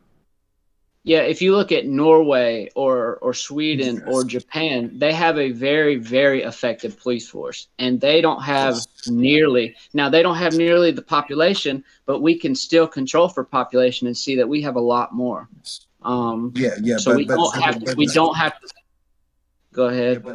But Norway, you have somebody like Anders Breivik who like goes and fucking kills 70 fucking children, right? And this is a thing like that's why I'm saying I don't necessarily think it has anything to do with the fact that there's maybe more people like this in the United States. I think we're more attuned to finding people with these problems, so we have more evidence of people with these problems, which is a good thing, right? So yeah, that's the important thing is like as a state, like if you're worried about this like violent behavior and you're more focused on like rooting out this violent behavior, you're gonna find more of that violent behavior, right? So like if we went back 200 years ago, nobody would know what fucking antisocial fucking are, but now we understand what it is, right? Well, this goes to the point about, I wanted to mention this to the doctor's point, Bombay's point, even though I don't think he's a doctor. I don't know, I forget, but doctor's a doctor. By the way, I removed the doctor, so it's just Bombay. Yeah, I saw that. Yeah, so damn, I lost my train of thought. What were we just talking about? Serial killers and the factors that causes it in nations. And I was like saying what a question or something. I remember, yeah. So a potential reason why there wasn't as many serial killers until say the 70s and past that is because the term serial killer wasn't even a thing until I believe the mid 70s. It wasn't even a term used. So how can you search for a serial killer if without even having the knowledge of what you're looking for? Exactly. Yeah. Yep. So real quick, I want to run through the demographics. In the United States, at least, serial killers are 73% white, 22% black, and 3% Hispanic, with an average age of 33 and a half years old. So this kind of, and I heard this other place too, this kind of busted the myth for me of the white male serial killer. Not that isn't highly predominant and highly found, but according to the serial killer definition, there are it is to be expected equally within other races. Whatever you believe on that topic. Other races, but also tell me like the amount of serial killers. How many are men versus women? It's probably like 90. The only 5%, right? It's fucking crazy. I think I had something written down here, but the only serial killer woman that is predominantly known is Eileen Wuornos, who the movie Monster was actually created after. She was a prostitute who ended up killing like 7 of her Johns, and she used the excuse of they came after me which if you look at the evidence, I mean, one of them might have, but anyways. But what do you think is going on there with the regardless of race, why are so many serial killers men? Like not even like it's such like a fundamentally huge portion of serial killers who are men. Well, the majority of criminals are men. The majority of aggressive people are men. Jordan Peterson talks about this. I would point towards the psychological understanding that men statistically can compartmentalize, or the phenomenon that we call compartmentalize, better than women. And that is usually found in large kind of swaths with men of practicing what we call indifference, which is I care about everybody, but I'll walk over you if you're sick in front of me and I got shit to do. And that's knowing that there's a society that will they'll call 911 and their ambulance will come up and all that. So I'm not going to touch you. So that's kind of like this weird indifference thing. So men, I think, can compartmentalize in a lot of that mindset, especially like in business, like what you're saying, where you don't have this emotional attachment. Women, because of motherhood and because of the different hormones, they seem to have more of this emotional attachment, and they can't compartmentalize as well as men. So maybe that is a condition on why psychopaths are mainly male. Well, that's physical too. When I wonder how much it's related to testosterone, right? So I think that as well. Yeah, I think testosterone helps you compartmentalize. Yeah, exactly. Like, testosterone is a son of a bitch, dude. Well, and also the ways that women let me run through these statistics real quick. Psychopaths make up 1% of the general male population, but they make up between 15 to 25% of males incarcerated in North America. And conversely, 0 to 0.3% to 0.7% for females incarcerated in America. So 3% of business leaders are psychopathic or are labeled with psychopathic tendencies. And if you look at how men commit violence compared to women, it's a lot different. A lot of women resort to non-confrontational, up-close methods of killing, like poison. Poison is a big one for women. Hiring a hitman, right? And a lot of the times the way they dispose of the bodies, women tend to give bodies water burials, which they kind of put them in the water. They don't dump them. They actually kind of bury them, so to speak, in the water. That's pretty common. Yeah, I mean, what are the factors of culture? I'd actually put them in the forest with pigs and wild hogs and crocodiles. Yeah. It's good thing you're not doing that. Women are way more Good thing you're psychopath. Children into a fucking like lake and drown their children than a man is. Period. Like that is, women kill their children by like drowning them, fucking time. Versus like men tend to do things that are like way more violent, like beating somebody to death. Women will drown people. Yeah, this is something that's known. Yeah, it's sort of a what are the factors of with poverty and if people growing up poor or they're wealthy to understand like a person there. Like if you grew up very well and you're doing well financially, but yet you go out and do sick things of killing people versus a person they grew up with a hard life, they gang banged and stuff like that, and it's like how about if you grow up and become like a Donald Trump or a a Jeff Bezos or a Mark Zuckerberg? They all have narcissist and psychopathic traits. But there's even a book by a Canadian psychologist, Kevin Dutton, called "The Wisdom of Psychopaths," which tries to compare how or why people like that get elevated to leadership positions as opposed to others locked up in prison. Loki, you can just look at like Uday and Hussein, right? But another one is John Ronson, is a British investigative journalist, wrote a book called The Psychopath Test, where he looked. Is he the one that did that TED Talk? He's done TED Talks, more than one, on several different topics. Yeah, I think it's. I think he's been on Joe Rogan. He has one of the best TED Talks ever. It's called "Weird Answers to the Psychopathic Checklist."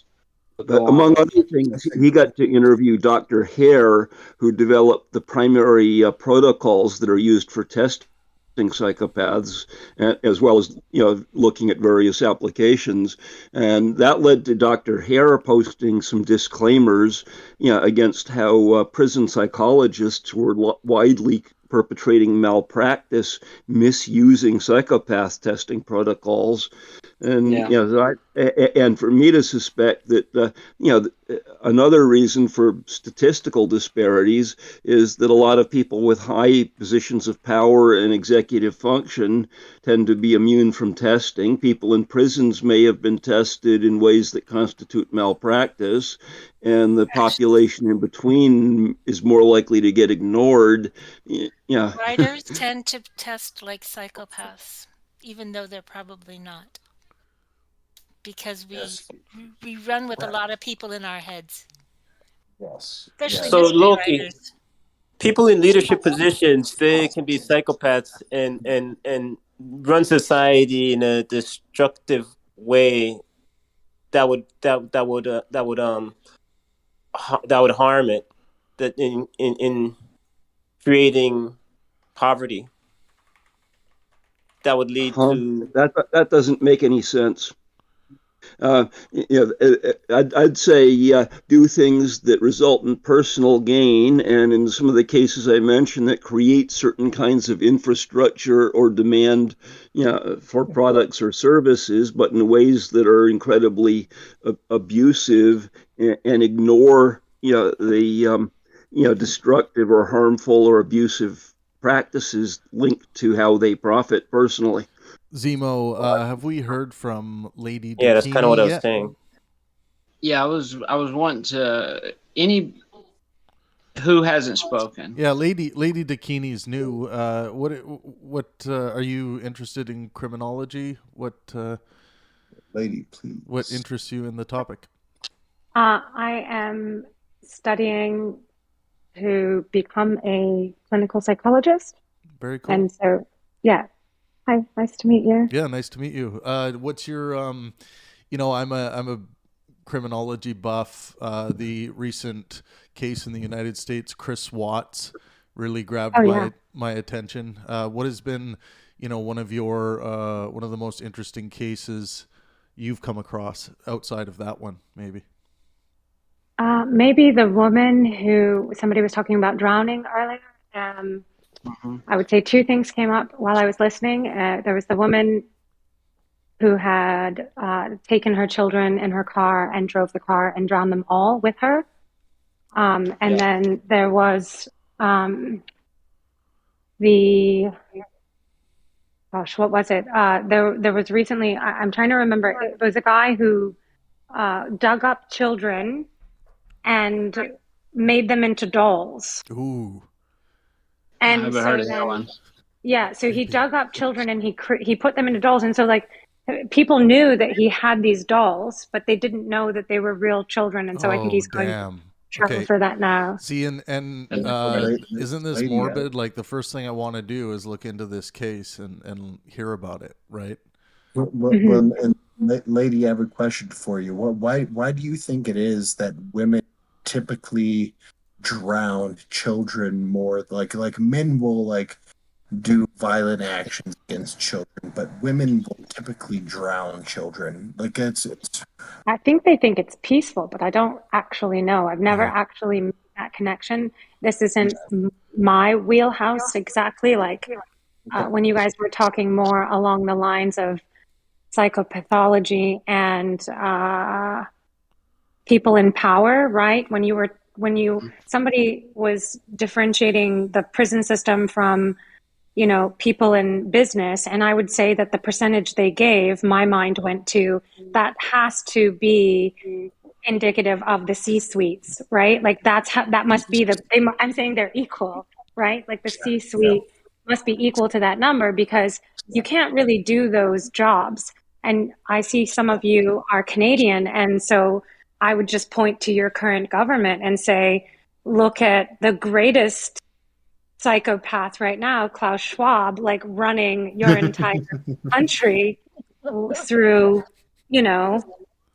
Trudeau. And I would say that you guys are witnessing it and experiencing complete psychopathy right now. And I just feel for you all. Can I interject here, because I do, because Trudeau is not a psychopath. Yeah, let's not get drawn into that topic, though. We've touched on it a lot. Let's not get into politics here. We could talk about business. We could talk about psychopathy and business, but compartmentalizing and bringing emotion out of business is not 100% how people should think about business, because business really truly at the bottom of everything. This is all conceptual. We all made up the financial district. The dollar isn't real. It's a fiat currency. So what is it about? It's about relationships. So how business people actually handle themselves professionally is absolutely 100% about relationships. There is emotional involvement. People are being tested on mental acuity and emotional acuity on the back end. When you have somebody who is a true psychopath, they do not go very far in business. They do not go very far in a political career. They do not go very far. They can go far, but not as far as you might think. That's a little bit later. You're seeing just basically people who justify greed or justify larger reasons that they don't feel maybe they need to explain to other people. But mainly it's just ignorance, I find, at the top, not really psychopathy. Yeah. Well, again, I'd like to say somebody might not be a psychopath, and they might be more like empath, but like with empathy, they can recognize like, oh, this is what I need to do to like get this place. So and another thing too, like making diagnoses outside of being in a clinical setting is but go ahead, ZMO. It's not a good idea, but I've seen that it's not a good idea, and we should all preface our comments with this isn't a diagnosis. This may just be something that might be happening in a situation like this, right? Generally the thought behind that is you can't diagnose someone just through watching clips of them on TV or selected clips or not being around them. To truly diagnose someone, first you have to know what the fuck you're talking about, but two, you need to be in proximity and be able to put their behavior into the situation and judge it and assess on that nature. I'm not saying it's very difficult. I'm not saying that, like, if you observe, you make an observation that might indicate to you that maybe a new patient that you have coming in, maybe they've done some personality testing, and you get their file and you see some correlations relating to psychopathy that you might suspect. So maybe you do have a bit of a working hypothesis, but until you get them into a clinical setting, this stuff is very much like not the way diagnoses are actually made. But even we can ask questions. Even with that, the notion like we don't have to. You go, Lebowski, and then I want to ask some people some questions. I've been dying to get to. So yeah. You can ask questions. I just want to say real quick, like even an empath has the same ability to do like really destructive things as a psychopath, right? So and it's right. Yeah. So like you don't necessarily have to be a psychopath to do horrible fucking things.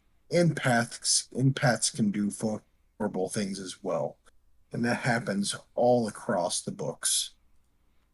Yeah, and I think that's why they brought in the ACE testing, which is the adverse childhood events test, and we put both of those together along with the traditional diagnoses as well. Like when you're diagnosing someone, like it's definitely informative to look at that and compare how high their ACE score is in relation to all of the other pieces that you're speaking about in a clinical setting. But you can reason and brainstorm if a person, they're doing very well financially, is a multimillionaire, and still they rob, cheat, lie, and steal unnecessarily, immorally. That's not enough. That's not enough information to make a diagnosis. Again, if a clinician saw some indications of what this might be, this is just stuff to maybe give you a bit of direction of how you're going to deal with this patient and your approach. But after that, it's all about being in that clinical setting and going through and trying out some proven models and working through the process of trying to get to the root of whether there may be a disorder in play or not, or it may be an environmental issue. Like, there's a lot of things, like when people look at celebrities, whether they're political celebrities or actors, they will think they have a pretty good idea of who those people are, which of course they don't, right? Like they understand who those people are based on the presentations that they've made when they're being filmed or being recorded. So you might get an idea of their ideology, but from a clinical perspective, you don't know what you're getting. Exactly. That's a controversial subject, though, among clinicians, where the American Psychological and the American Psychiatric Associations have conflicting opposite policy standards on it. Where the MD shrinks have what's known informally as the Goldwater rule, where back when he was running for U.S. president decades ago, they thought that he posed too much of a risk to the world of pushing the nuclear button, and that was revived with Trump, where 37 doctors got together and wrote a book expressing that they had a duty to inform and discuss with the public signs of dangerous psychopathy, even though it might otherwise violate their professional organization standard known as the Goldwater rule. I also know a psychiatrist who's partially retired at this point, who was involved in forming some of that policy, who wrote a short story that she titled, amazingly, The Goldwater Rule, which is a criticism in dramatic fiction style, but which is actually intended to be a direct head-on criticism of her professional organization as to why there are cases where that kind of standard violates other medical ethics, there can be a need to do evaluation based on remote evidence of people who are not accessible as patients, but who can form a danger to the public. So you're talking about signs, and that's what I was talking about. If you have these, you have some actual indications as to what may be going on. That's part of your initial hypothesis, and part of what, like, a family member maybe might bring to someone if they think that there's a problem, or they might report it because they've read that these are some signs that you can look for. And of course, when you have a trained eye looking at this stuff, they're going to probably be able to notice some stuff, and also weed through the pop psych bullshit, which has nothing to do with actual clinical indication. By the way, people engage with people all the time, and some people who go out there and they interact with many folks. A lot of times, sometimes a person can pick up an understanding of folks. This is what people naturally do, this all the time, and when they interact, some people they get it wrong, some people they get it right. When it comes to understanding people, they don't necessarily have to have a setting in order to. Just normal for diagnosis, you do. Just normal human interaction. Some people can call other people out. Some people just know can pick up on you don't know the diagnosis. But we do, but naturally in society, we interact naturally with people all the time. We're all psychologists, technically. In the case of borderlines, it's very difficult for somebody in a clinical setting only to observe the kinds of issues required for a solid diagnosis, and some of which are normal responses to abnormal stressors, but abnormal when they don't get triggered by those stressors, and where it's a threshold diagnosis, so it's not any one thing, but where you can have different habits about addiction or diet and completely normal activities that can become elements of a threshold diagnosis. And that's something where you're just outlining familiarity with the person and understand them. They can. They don't have to be. Loki's outlining an important and outside of clinical information in order to evaluate the clinical standards. So that's a tricky thing for clinicians. Yeah. I'm not disagreeing with you that in psychology that's just a difficult thing because. Like maybe there's been reports that this person is very angry and violent in certain situations or something like that, and there's a quest to mitigate that, and you can't really sometimes you can't get a recreation of that when you're in the clinical setting. So of course how this manifests and exactly what that behavior may look like may be difficult to see an example of course. So it goes to the question: a person that is well lived, they interact with many people in life versus a psychologist. Hold on, you guys, one at a time. Let's if you hear another person talking, Vivek, don't just keep talking. Say, oh, do you want to go? Or I'll go. Be a little courteous here. You don't just blather out what you want to say. Let me make one point really quick, Vivek. So basically what you said, Loki, is you said there was this lady who wrote some book about some things psychologically, and that made more sense. But then we go back to the understanding of even a GP might not know the actual understanding of what's going on with somebody psychologically. I guess that's where I have this point where I understand. Well, Loki, it's weird that Loki responded in that, because he made an argument as to a difficulty, but he was framing it as though he was refuting the fact that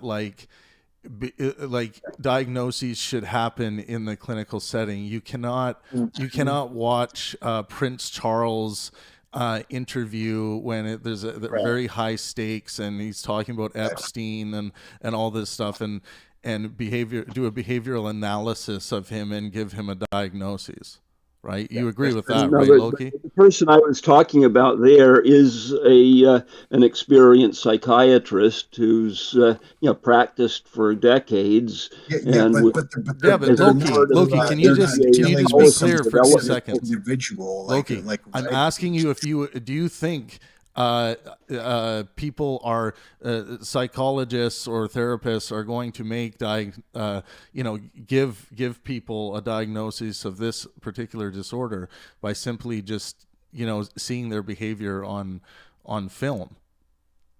Generally, it takes more than that, but there are some people who are public enough and extreme enough that they act in ways that become very suspicious, but I agree with not that. Quite enough for a full clinical diagnosis.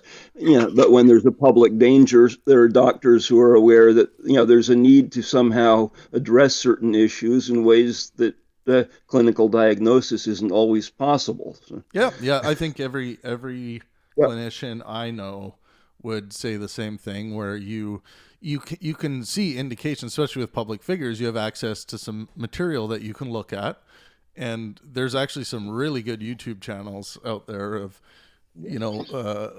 some really good minds showing how you might look for certain tendencies in police interrogations and things like that with regards to behavior, and you might be able to build pretty accurate hypotheses out of that. Yeah.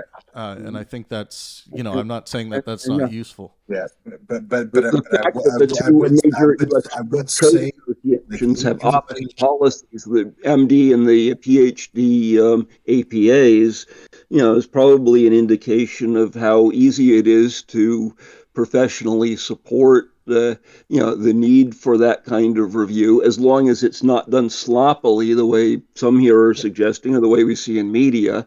As long as it's done by people who know what they're looking at, looking for, and evaluating. Yeah. You know what I'm phobic of? So easy. Just 2 seconds, Scott. The thing I'm just phobic of that the reason why I like to talk about this is because, everyone feels as though they can diagnose narcissism. Everyone's like, that person's a narcissist. That person's a narcissist. They're a narcissist. And then, I'm like, okay, how do you determine that? Well, look at how they just bowl their way through everything and seem to always get what they want. And they're very successful. It's like, yeah, stop making your armchair. That's very narcissistic of you. Just because that doesn't mean that there are people who can't pick up on people, understanding them. I mean, there's some that don't. Vivek, we're not talking about understanding people. We're talking about making a clinical diagnosis. That can be broad definition outside a clinical setting, but they're not what Nivek's describing. Yeah, like that's the thing. Like Nivek, of course you can recognize. So if you come across a person that you're familiar, if you're around a person that you're very familiar with, and you see them on television, right, and you say, well, that person is they're acting this way, them acting this way and them acting that way is because of this. You're looking at them and see. But my point is that people come across people all the time in life.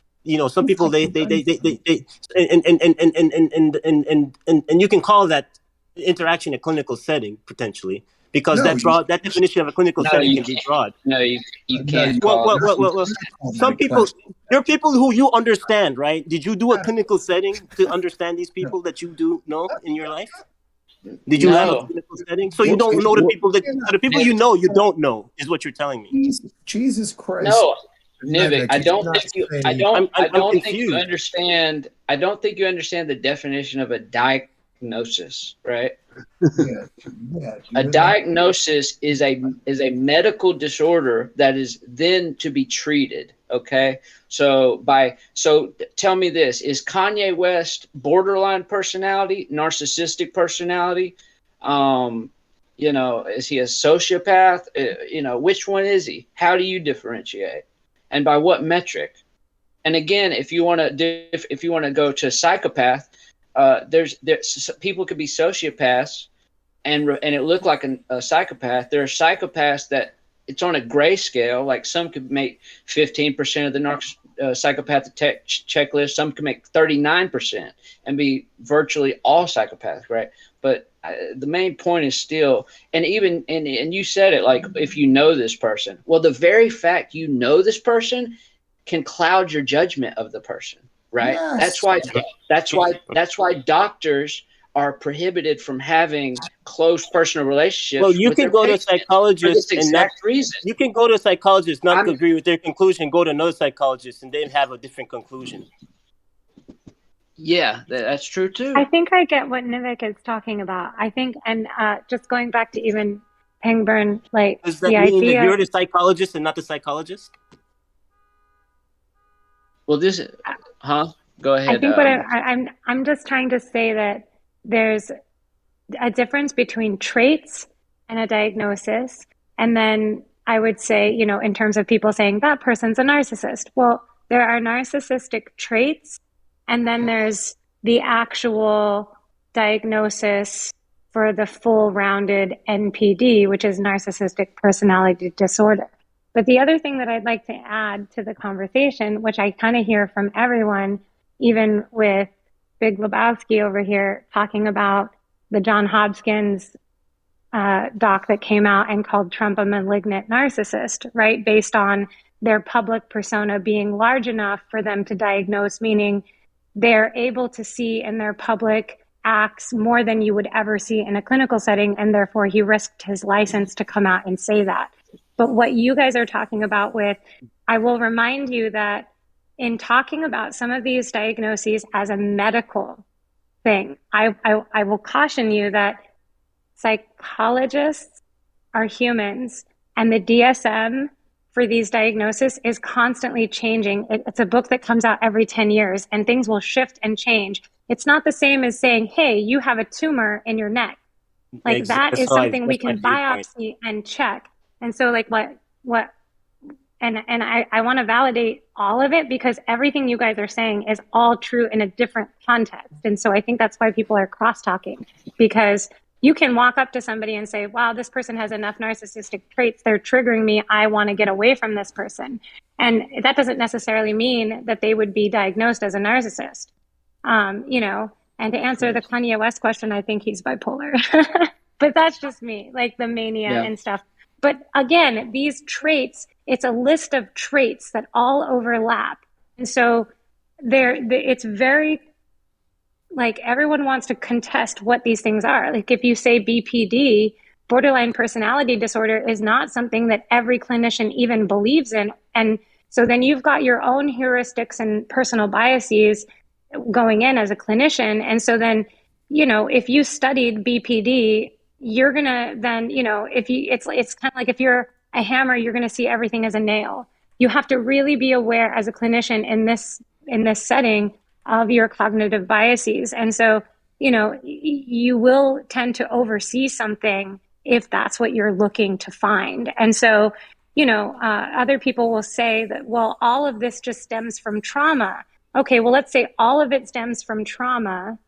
Then basically we're saying how that trauma manifests.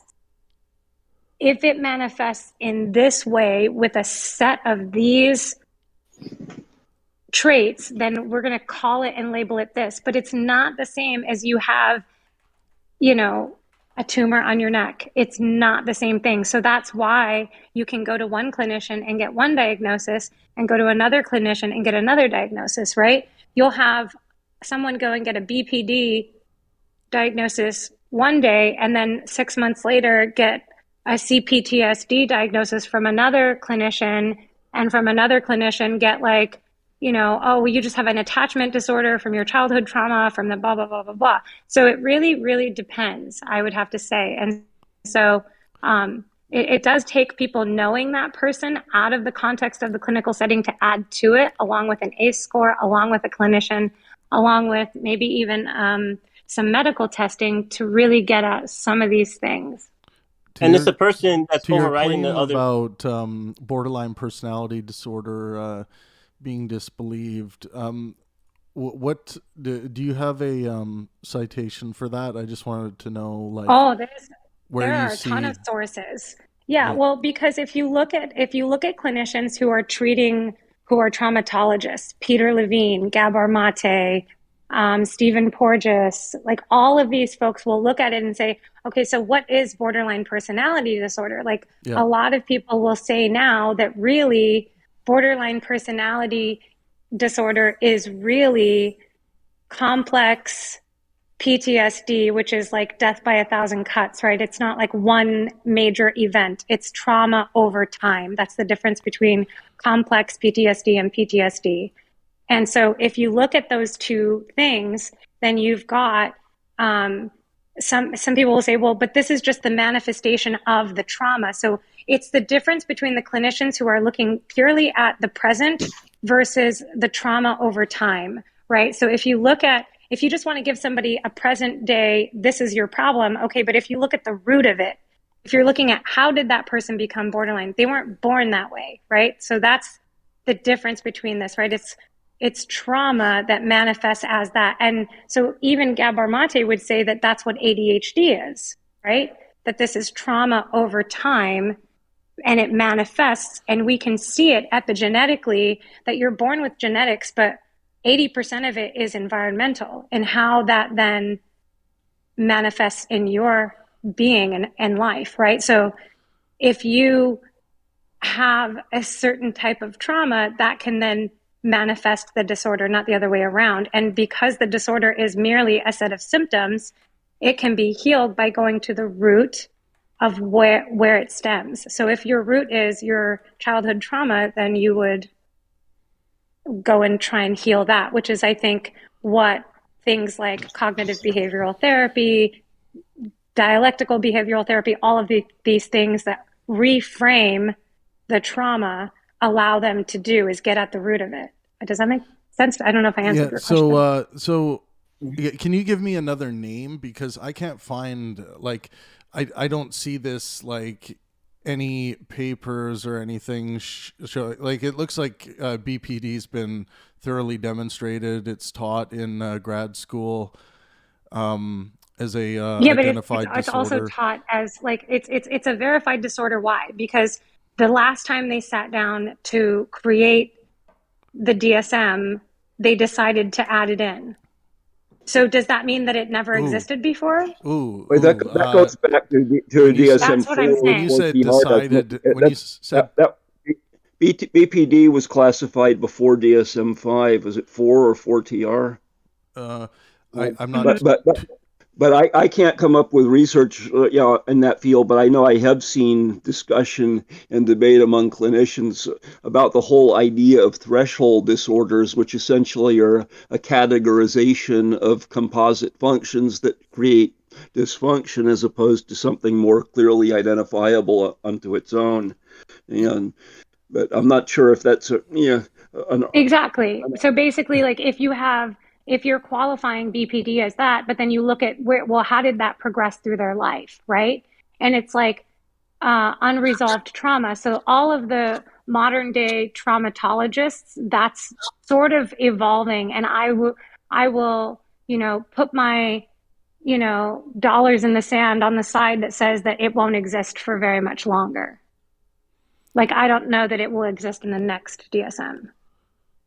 In the same way that schizophrenia, if you look at one of the first and second parts of, the DSM, it was said it was completely racist, right? Like, it was said that this was, a primarily Black disorder. And then what they would do is they would arrest Black people, and then they would put them in these solitary confinement situations, which then manifest behaviors that look like schizophrenia, and then they would give them these drugs, and then this is in the DSM. So the DSM, as it stands, as it exists, is a very controversial and political book. Mm-hmm. Like the treatment of paraphilias and sexuality are still a problem, even with the DSM-3 cleanup of defining being gay as mental illness. Exactly. Yeah, it's interesting. Like, I'm going through all of, like, psych journals on BPD. Like, I can't find anything. I'd like to read one if you do have one, if you can send it to me, because sure, absolutely. I haven't heard this claim. Humanity above all, welcome. What's up, Pangburn? Yo. How are you doing? Good. Doing pretty good. Good to hear, man. Well, what's the discussion today? What's the discussion topic? We're talking about criminality at the moment. Criminology. Criminology, is that the study? Diagnosis. Oh, okay. I'm a psych major, so awesome. Yeah, right awesome. on. Cool. Yeah, so it's funny that we got into this whole discussion of whether to diagnose someone or this whole thing, right? And I see both sides of it. But I was one of my questions was I was going to ask if anybody's ever known someone that they knew to be diagnosed as a psychopath or a sociopath. Oh, that's like dark triad personality types. So those are called personality types associated with psychopathy, narcissism, and Machiavellianism. So you could break it down into categorizations, right? Psychopathy, like this sort of character who has no sympathetic nervous system and is very amoral, right? Machiavellianism, which is like a very calculated personality type, and narcissism, like a god complex personality, which like they want to Armstrong their way to the top, sort of thing, yeah. Right. In a hierarchical system. Right, but if you go to the beginning of that humanity above all, you notice that, like, if you go to, like, say Winnicott, right? Mm-hmm. And you say, well, what's their attachment disorder? And where did that really begin? And really what we're looking at is a set of symptoms from where that began. Oh, so you're looking at trends in like a DSM-4 criteria so you can diagnose these people, but not professionally, obviously, just for the sake of like discussion. Right. So like, how are those psychopaths created? I'd say it's an accumulation of multiple different trends, right? We could start by saying I see personally on Discord a trend where you see this narcissistic type. It's associated, the causality I would say is like an Oedipal complex, like a mommy and daddy sort of issue. But that's sort of like on the board. It's like broadly speaking, right? And psychology is pretty much still a pioneering field, right? In us understanding the mind, and right, it's and like changing over time say, constantly. And it's just like some folks like, oh, this is how you understand psychology. No, that's how. Well, no, you have to have this setting, and it's like I like going over everything in trying to understand it, because I think it's just it's always changing. And philosopher Slavoj Žižek once said that psychoanalysis within itself is like a tolemization of just the old paradigm of original psychoanalysis. It's not changed. The certain concepts are still very traditional and dogmatic. And then we get to what's called Deleuzian schizoanalysis, which is like personality isn't in this influx. Personality is in a constant state of flux. So it's like ever changing. It's like sort of what Nietzsche says when you're born anew. So if you go to a psychologist and he says, he gives you a diagnosis and it's kind of like, you should listen, fuck your opinion, what do you know? You go to another one, they have a different one. And then you go to another, they have a different one. You know what I mean? You're gonna make a decision. Clinicians, like I just say they're incompetent clinicians. You're gonna make a decision.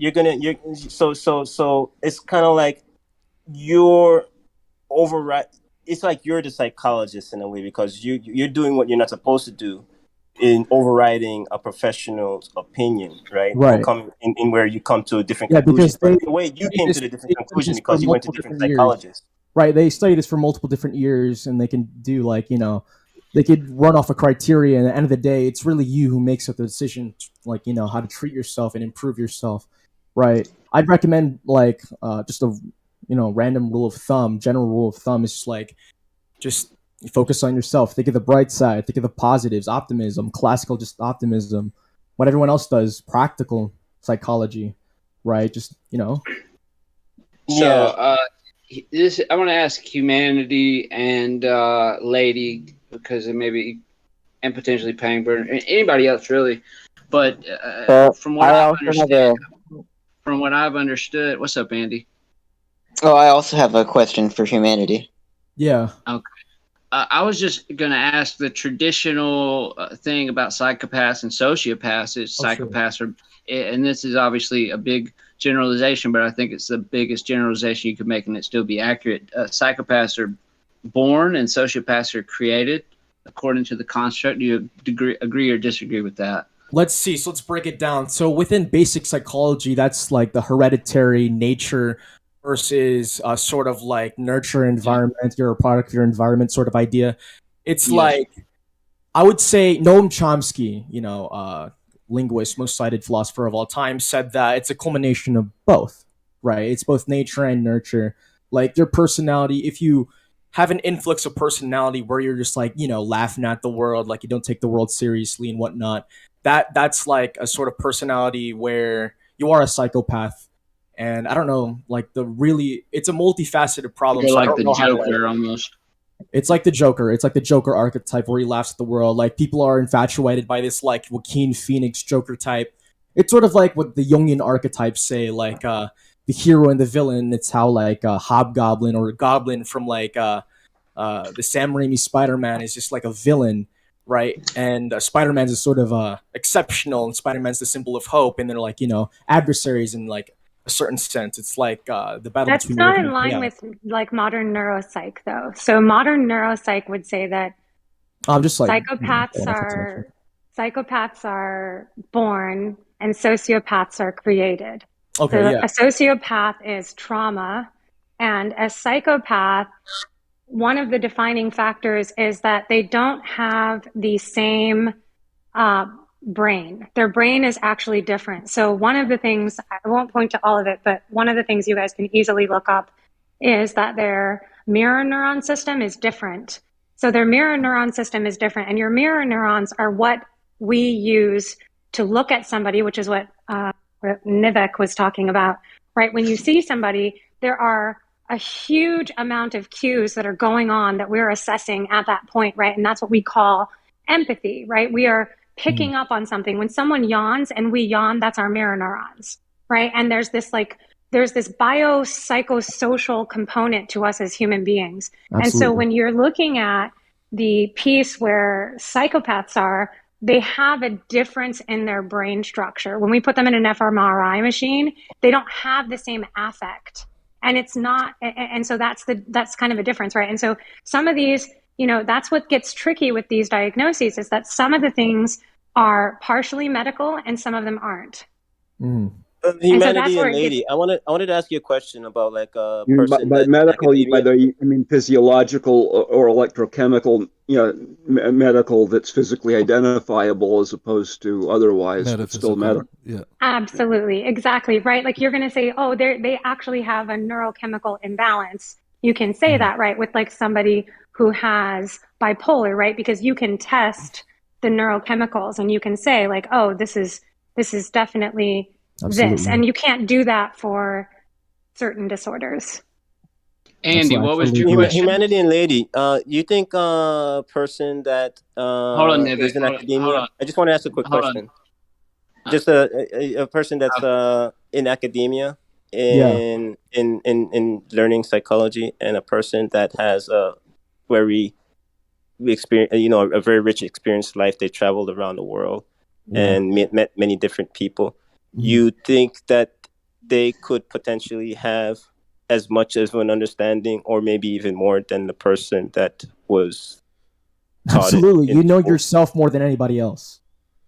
Sorry, the only thing you really do is help yourself practically in a pragmatic sort of manner. What I mean, other people is what I mean in Right. understanding. Oh, okay. So it's like, Well, I've got a question that could tie this together in terms of the announced topic. What do you think the relationship is between some of these mental health disorders and criminality? As certainly different people develop different levels of executive function that can be useful in advancing their lives, or that can break down, including with dementia, even for formerly well-disciplined people. But why do you think some disorders tend to result in a high level of criminality, others be managed, and some seem to be just a toss-up relationship from individual to individual? Where I was getting at was that that's a valid major issue in the field. Where I was getting at is that psychology, it could still be potentially a pioneering field, right? And absolutely. It's like, you can't necessarily discount another person just because they're not in I wouldn't discount your opinion. I like opinions for the sake of variety, right? So I'll listen to any sort of like judgment, right? And my judgment is really never final. So, because I feel like the situation can get better or potentially worse. So, I don't know. So, Andy, what was your question? Oh, don't mind me. I was just curious about humanity. It's kind of hard to tell from this angle, but are the frames to the glasses you're wearing round? What? Or are they octagons? What are you asking? I don't know, bro. I'm curious if he has round framed glasses, because Andy, that sounds racist. No, because those are the kind of glasses I wear, asshole. Jeez, make me racist. Look at Travis's glasses. That sounds narcissistic. This Holocaust denier over here. Just a full room of narcissists. I think Andy is racist and wants like other humans to play with. He's tired of farm animals, but that's a different meaning of racist. So it's like Animal Farm, George Orwellian sort of like. Also, guys, it's not like my eyes are gigantic, okay? So it'd be weird if I was racist about that. True. It's only racist if there's a finish line. There's a reason why we make Andy wear glasses when he's live. So one of my questions that I've been wanting to get to, one of my questions is, this is to the room. Since sociopathy is created by environment, does it logically follow that we can lessen that over time by improving our societies? And if so, how should we do this? Treating everyone like a human being, broadly speaking. And what does being inhumane. treated like a human being entail? Don't be inhumane. I don't know. It's just like that simple. I think honestly, not to complex everything. No, we already are. The answer is we already are. Okay, bet. The problem in the past has always been not talking about your problems, not understanding your problems, not having outlets for education on your problems. When you have something like the internet of information and this connection that we have, social networking, it's almost like, oh my God, do you realize how many people have XYZ mental issues? It's like, yes, it's a good thing. Society is actually talking about it now. People are actually like getting answers to these problems and issues that we have. So hopefully, if we continue the course the way we are now, where we can have people talk about it openly rather than having the generations behind us hide it in the closets and label it curses or label it, truly depression or whatever it may be that breaks them, but they just don't talk about it. It's taboo. I think that's the healing stage. So right now we're actually headed in those directions. There's going to be a lot of breaking and a lot of conforming back together and more healing. But I think this is what they call kind of painful healing. This is really where we're growing right pains, now, if you will, right? But there's a strong argument that people shouldn't talk about what they don't know what they're talking about.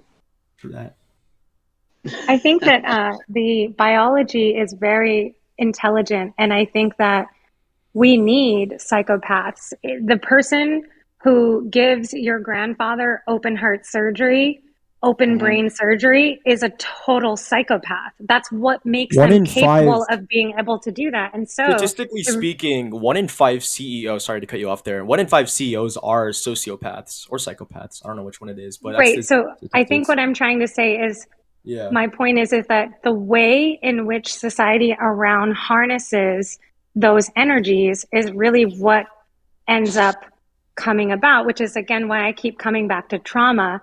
The psychopath without trauma can become a top brain surgeon, whereas the psychopath with trauma, might start killing cats for fun. Right, and is that not reflected in the literature? It is. As far as I lost my train of thought. I don't know where it went. But yeah, like people that don't get I think I said it in my opening monologue. Like people that don't have fear, right? They don't. Psychopaths have a compromised fear. Like Richard Kuklinski. Yeah, Richard Kuklinski, the Iceman killer. I mean, he was really efficient at killing. Because he didn't have any fear. He said nothing scared him, and he was a really good hitman because of it. But conversely, what I was saying about the literature is you have adaptive and maladaptive. So it would be maladaptive if they're killing cats and putting little boys in their crawl space, and adaptive if there's something like someone who has to disarm a bomb, right? You got it. It's like a binary sort of trauma. Trauma is sort of like described as like stress in a sense. And with stress, there's 2 different types of stresses. There's distress, where it's like you're in a distressful like situation, and there's eustress. It's like eustress is the sort of analogy where you like go to the gym, set the bar low, lift some weights, and stress your muscles, and then sort of grow. In the philosophical literature, that's like Nietzsche, life is suffering, but it's like we give meaning to our life, and that's suffering. Right. I want to ask Andy this question because he's Andy. Oh, jolly. I'm going to ask you a question, too.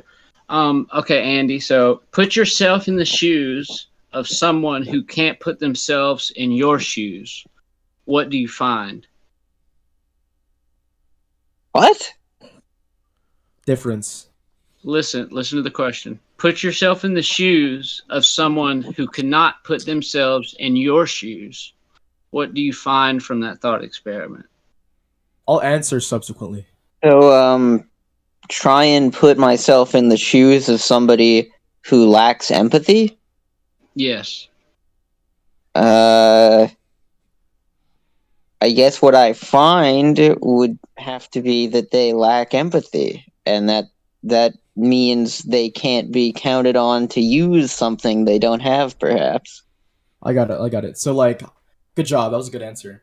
But when I lack empathy, what I describe when lacking empathy, because you can sort of do it intentionally, sometimes, I don't know. But if you lack empathy, like, I will identify you as a sort of difference, right? When human beings call other human beings weird, right? What you do there, metaphorically speaking, is like you separate yourself from the sacred and the profane. So like when you establish a level of difference, you say something is weird or it's just stupid, right? You separate yourself from the sacred and the profane. So it's a sort of like, I'm sacred, you're profane, you're the savage, and I'm the humane, civilized type. That's what you do when you identify difference and you lack empathy. Well, I often say that's an unintended consequence of moral systems that profess to be the one and only moral system, and inevitably leaves somebody out, and inevitably leaves a justification for, immoral things to be done, but in a moral sense. I find that I would say that we practice indifference more, and as you see cities become larger and we have more of society taking care of its citizens, you're going to see indifference. It's practiced by the Japanese, for example. Okay, so people don't pay attention to each other. They don't. Okay, they focus on their families and they focus on people with the same last name. And honestly, that very tight knit kind of culture that way. Oh, I got that. I wrote a thesis statement. And it's a beautiful system, and that works for them. We have this vibe to where anybody can come over and be an American, and we're changing, and we like to break symmetries, and we like to reform like good dynamics. But I would say that along my personal journey, in the harshest times of my life where I was going through depression and I was dealing with this and coming out of it, I had this form of no apathy for anybody. I basically had an issue where I was having trouble loving my own daughter. Like I every love I had as far as like family wise, everything was just turning numb, right? So now I was basically cut off from the world. And it took a fight with myself and many more examples and reasons I can kind of point to, but I won't. But I was headed down that road. It was very, very fucking scary because it was being replaced with apathy. But guess what? Here's the kicker.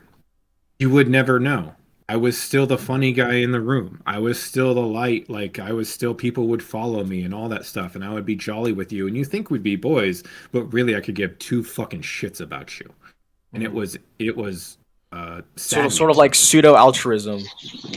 That question was something I was wondering. Do you distinguish at all between empathy for individual people that you actually connect with versus what impresses me as more often than not a false form of pretend empathy used for marketing or political manipulations of groups, where you know really nothing about the individuals, don't really have any personal connection or concern, but it seems like people call, what's expected of marketing or politicians' expression of empathy, which I don't tend to buy or find that it's more often than not a big lie.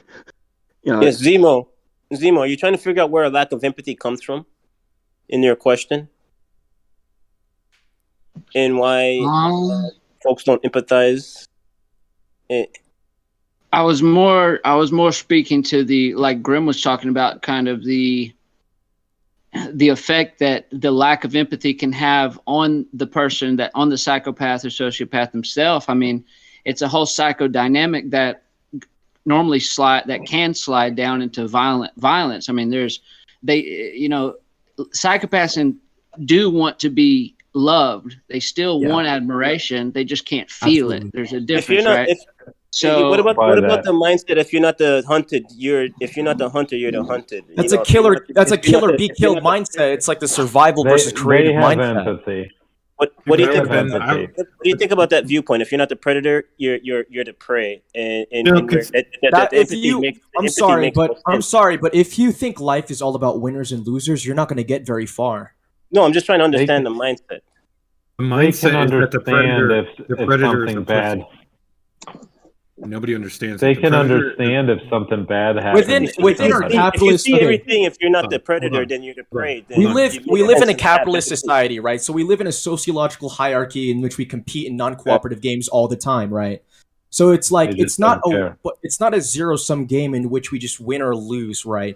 But it's like we want to value the hierarchy system in which there is a winner. We don't want to devalue winning, but we want everyone at the bottom to at least get a shot at like winning. So it's like I guess equity, but like at the very least equality.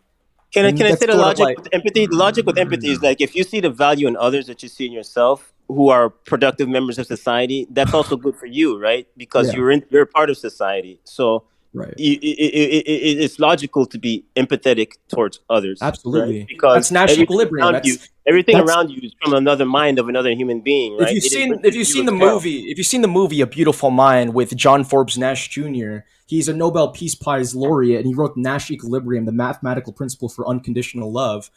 That's genius. That's displayed within the Prisoner's Dilemma and the Nash Equilibrium, the truth table, to which, like, if you're two prisoners and you have to confess, you don't confess, and it's like unconditional love in a hypothetical scenario in which it works in every single circumstance in non-cooperative games. It's like the first strategy you do. So one of my rants.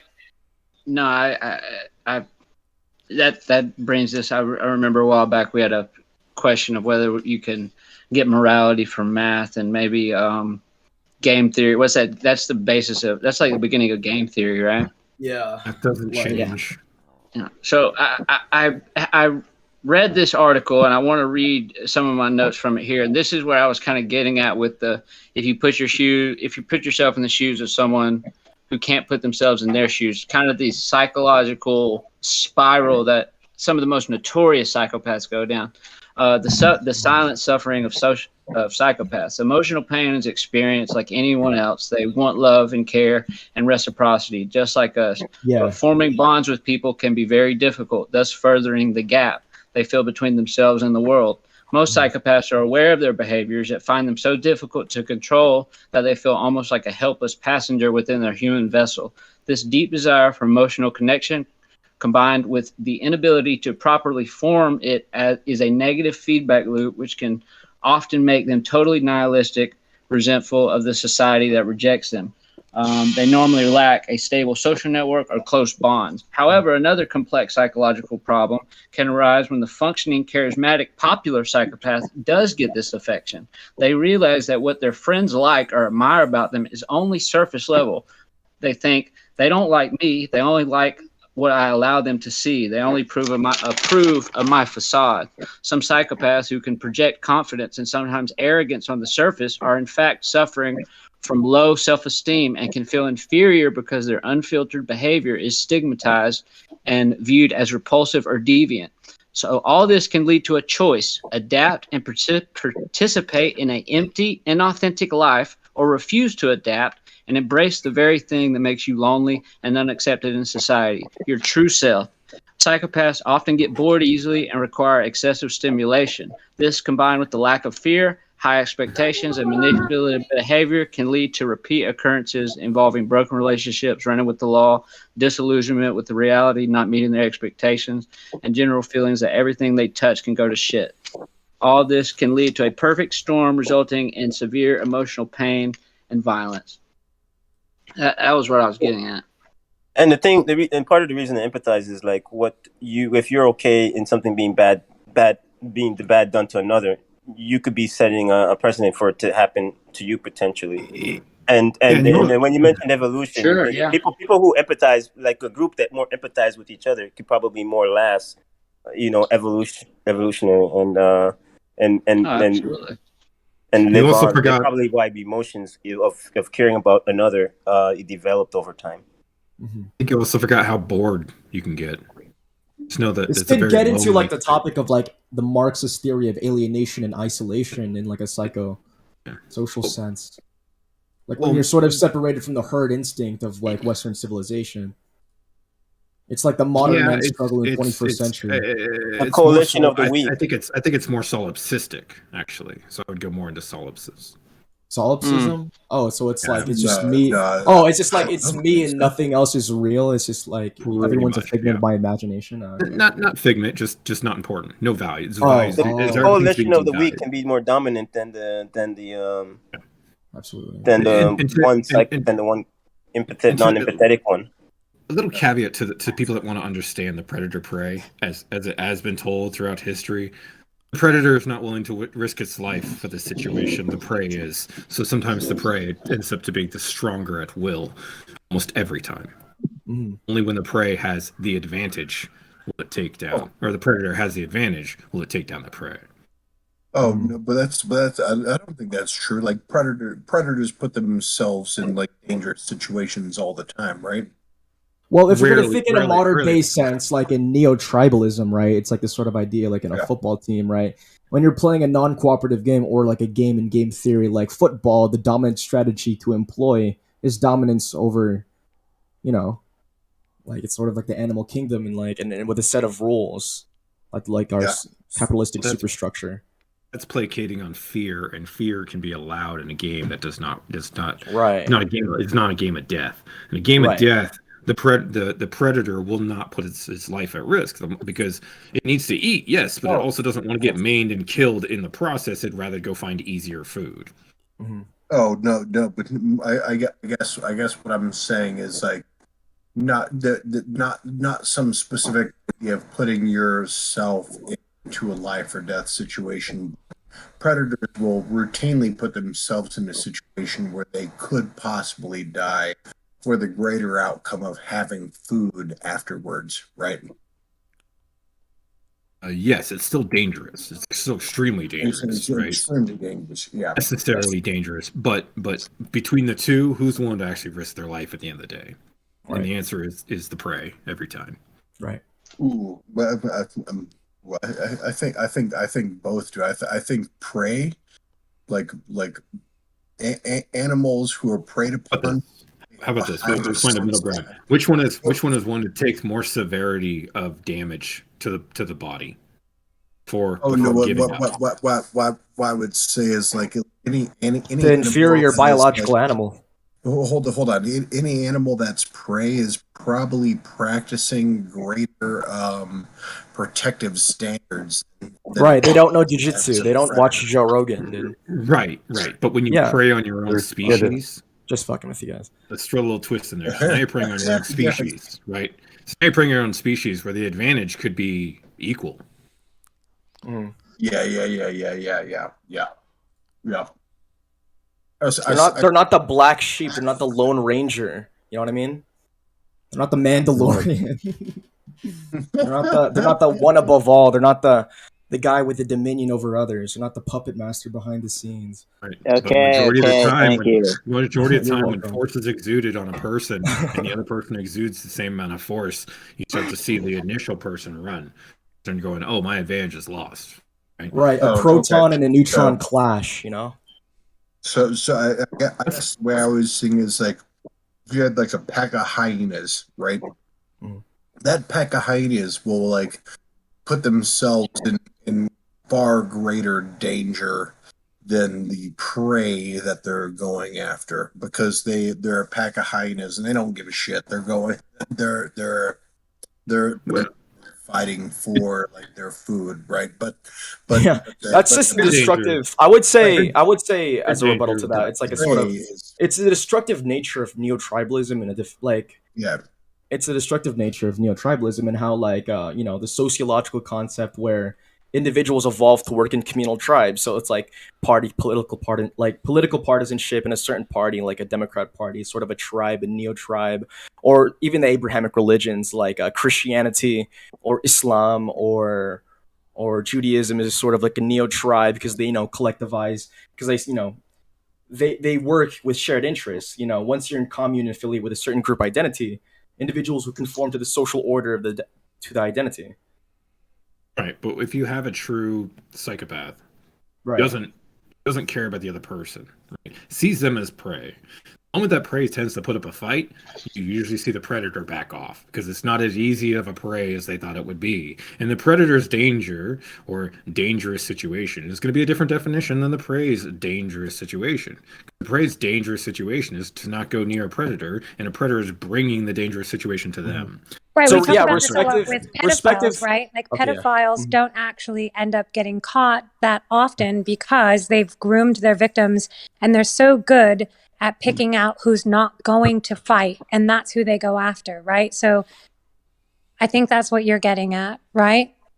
Well, here, let me jump in here, and I think this has taken on a life of its own. And let me turn on my camera. Yeah, I want to. I think I we wanted can to all address jump what into Jim the said real tavern. quick, though. Yeah, Hang sure, on, sure, David. sure. You can do that in the tavern. I want everybody to drop down to the tavern. This is going to be it for my part of the show. I appreciate everyone, and what y'all were just saying about. Let me find this quote real quick, and I'll leave y'all to it. Yeah. I watched the Criminology just earlier, and he was breaking down these crime scenes in movies. Right, it was one of those videos. It was like expert breaks down. He broke down serial killer depictions in movies, and at the end of it, he said, I don't give a shit what a predator, what a psychopath or sociopath or criminal thinks. I don't care about getting into the mind of a serial killer. I care about the victims of the serial killers, and I know everybody else in the room does, but the point is, 100 different serial killers could think 100 different things. But if you look at things like victimology and other parts of it where you can look at how to stop it and look at the ways you can stop it instead of how they tick, which you could go on forever about. He said that's not really important. And he said, if we really want to do something to reduce the instances of serial murder in our own culture, let's challenge homophobia, have a grown-up debate about the policing of sex workers, and let's figure out why the elderly are so vulnerable in our culture, because they lack the ability to speak for themselves. And I think y'all are just touching on that. Is a victim, preys on the vulnerable, right? They say subsistence off of the vulnerable people. So we got to look out for them in our society, I think would be the ending message to all of this. So that's the bow on top. Y'all have a great time in the tavern. Thanks for coming. Awesome. Thanks, ZMO. Great stuff. Thanks everyone for engaging. Have a great rest of your evening. Yeah, meet us down in the tavern, guys. It's just down in you'll find it in the off-air voice channels. Thanks, ZMO. You rock, man. Thanks, Pangburn. Great show, buddy. Thanks, Lebowski. Thanks, Appreciate everyone it. on YouTube. Remember to subscribe. Hit that notification bell so you don't miss these discussions. And if you are feeling brave one day, jump into Discord and jump into them and engage. It's a lot of fun. Everyone is welcome in the Pangburn Discord server. It doesn't matter what you believe and why, so long as you follow the Discord rules, you will be welcome. Thanks, everyone, and as always, let art and science inspire. Shout out Travis Pangburn.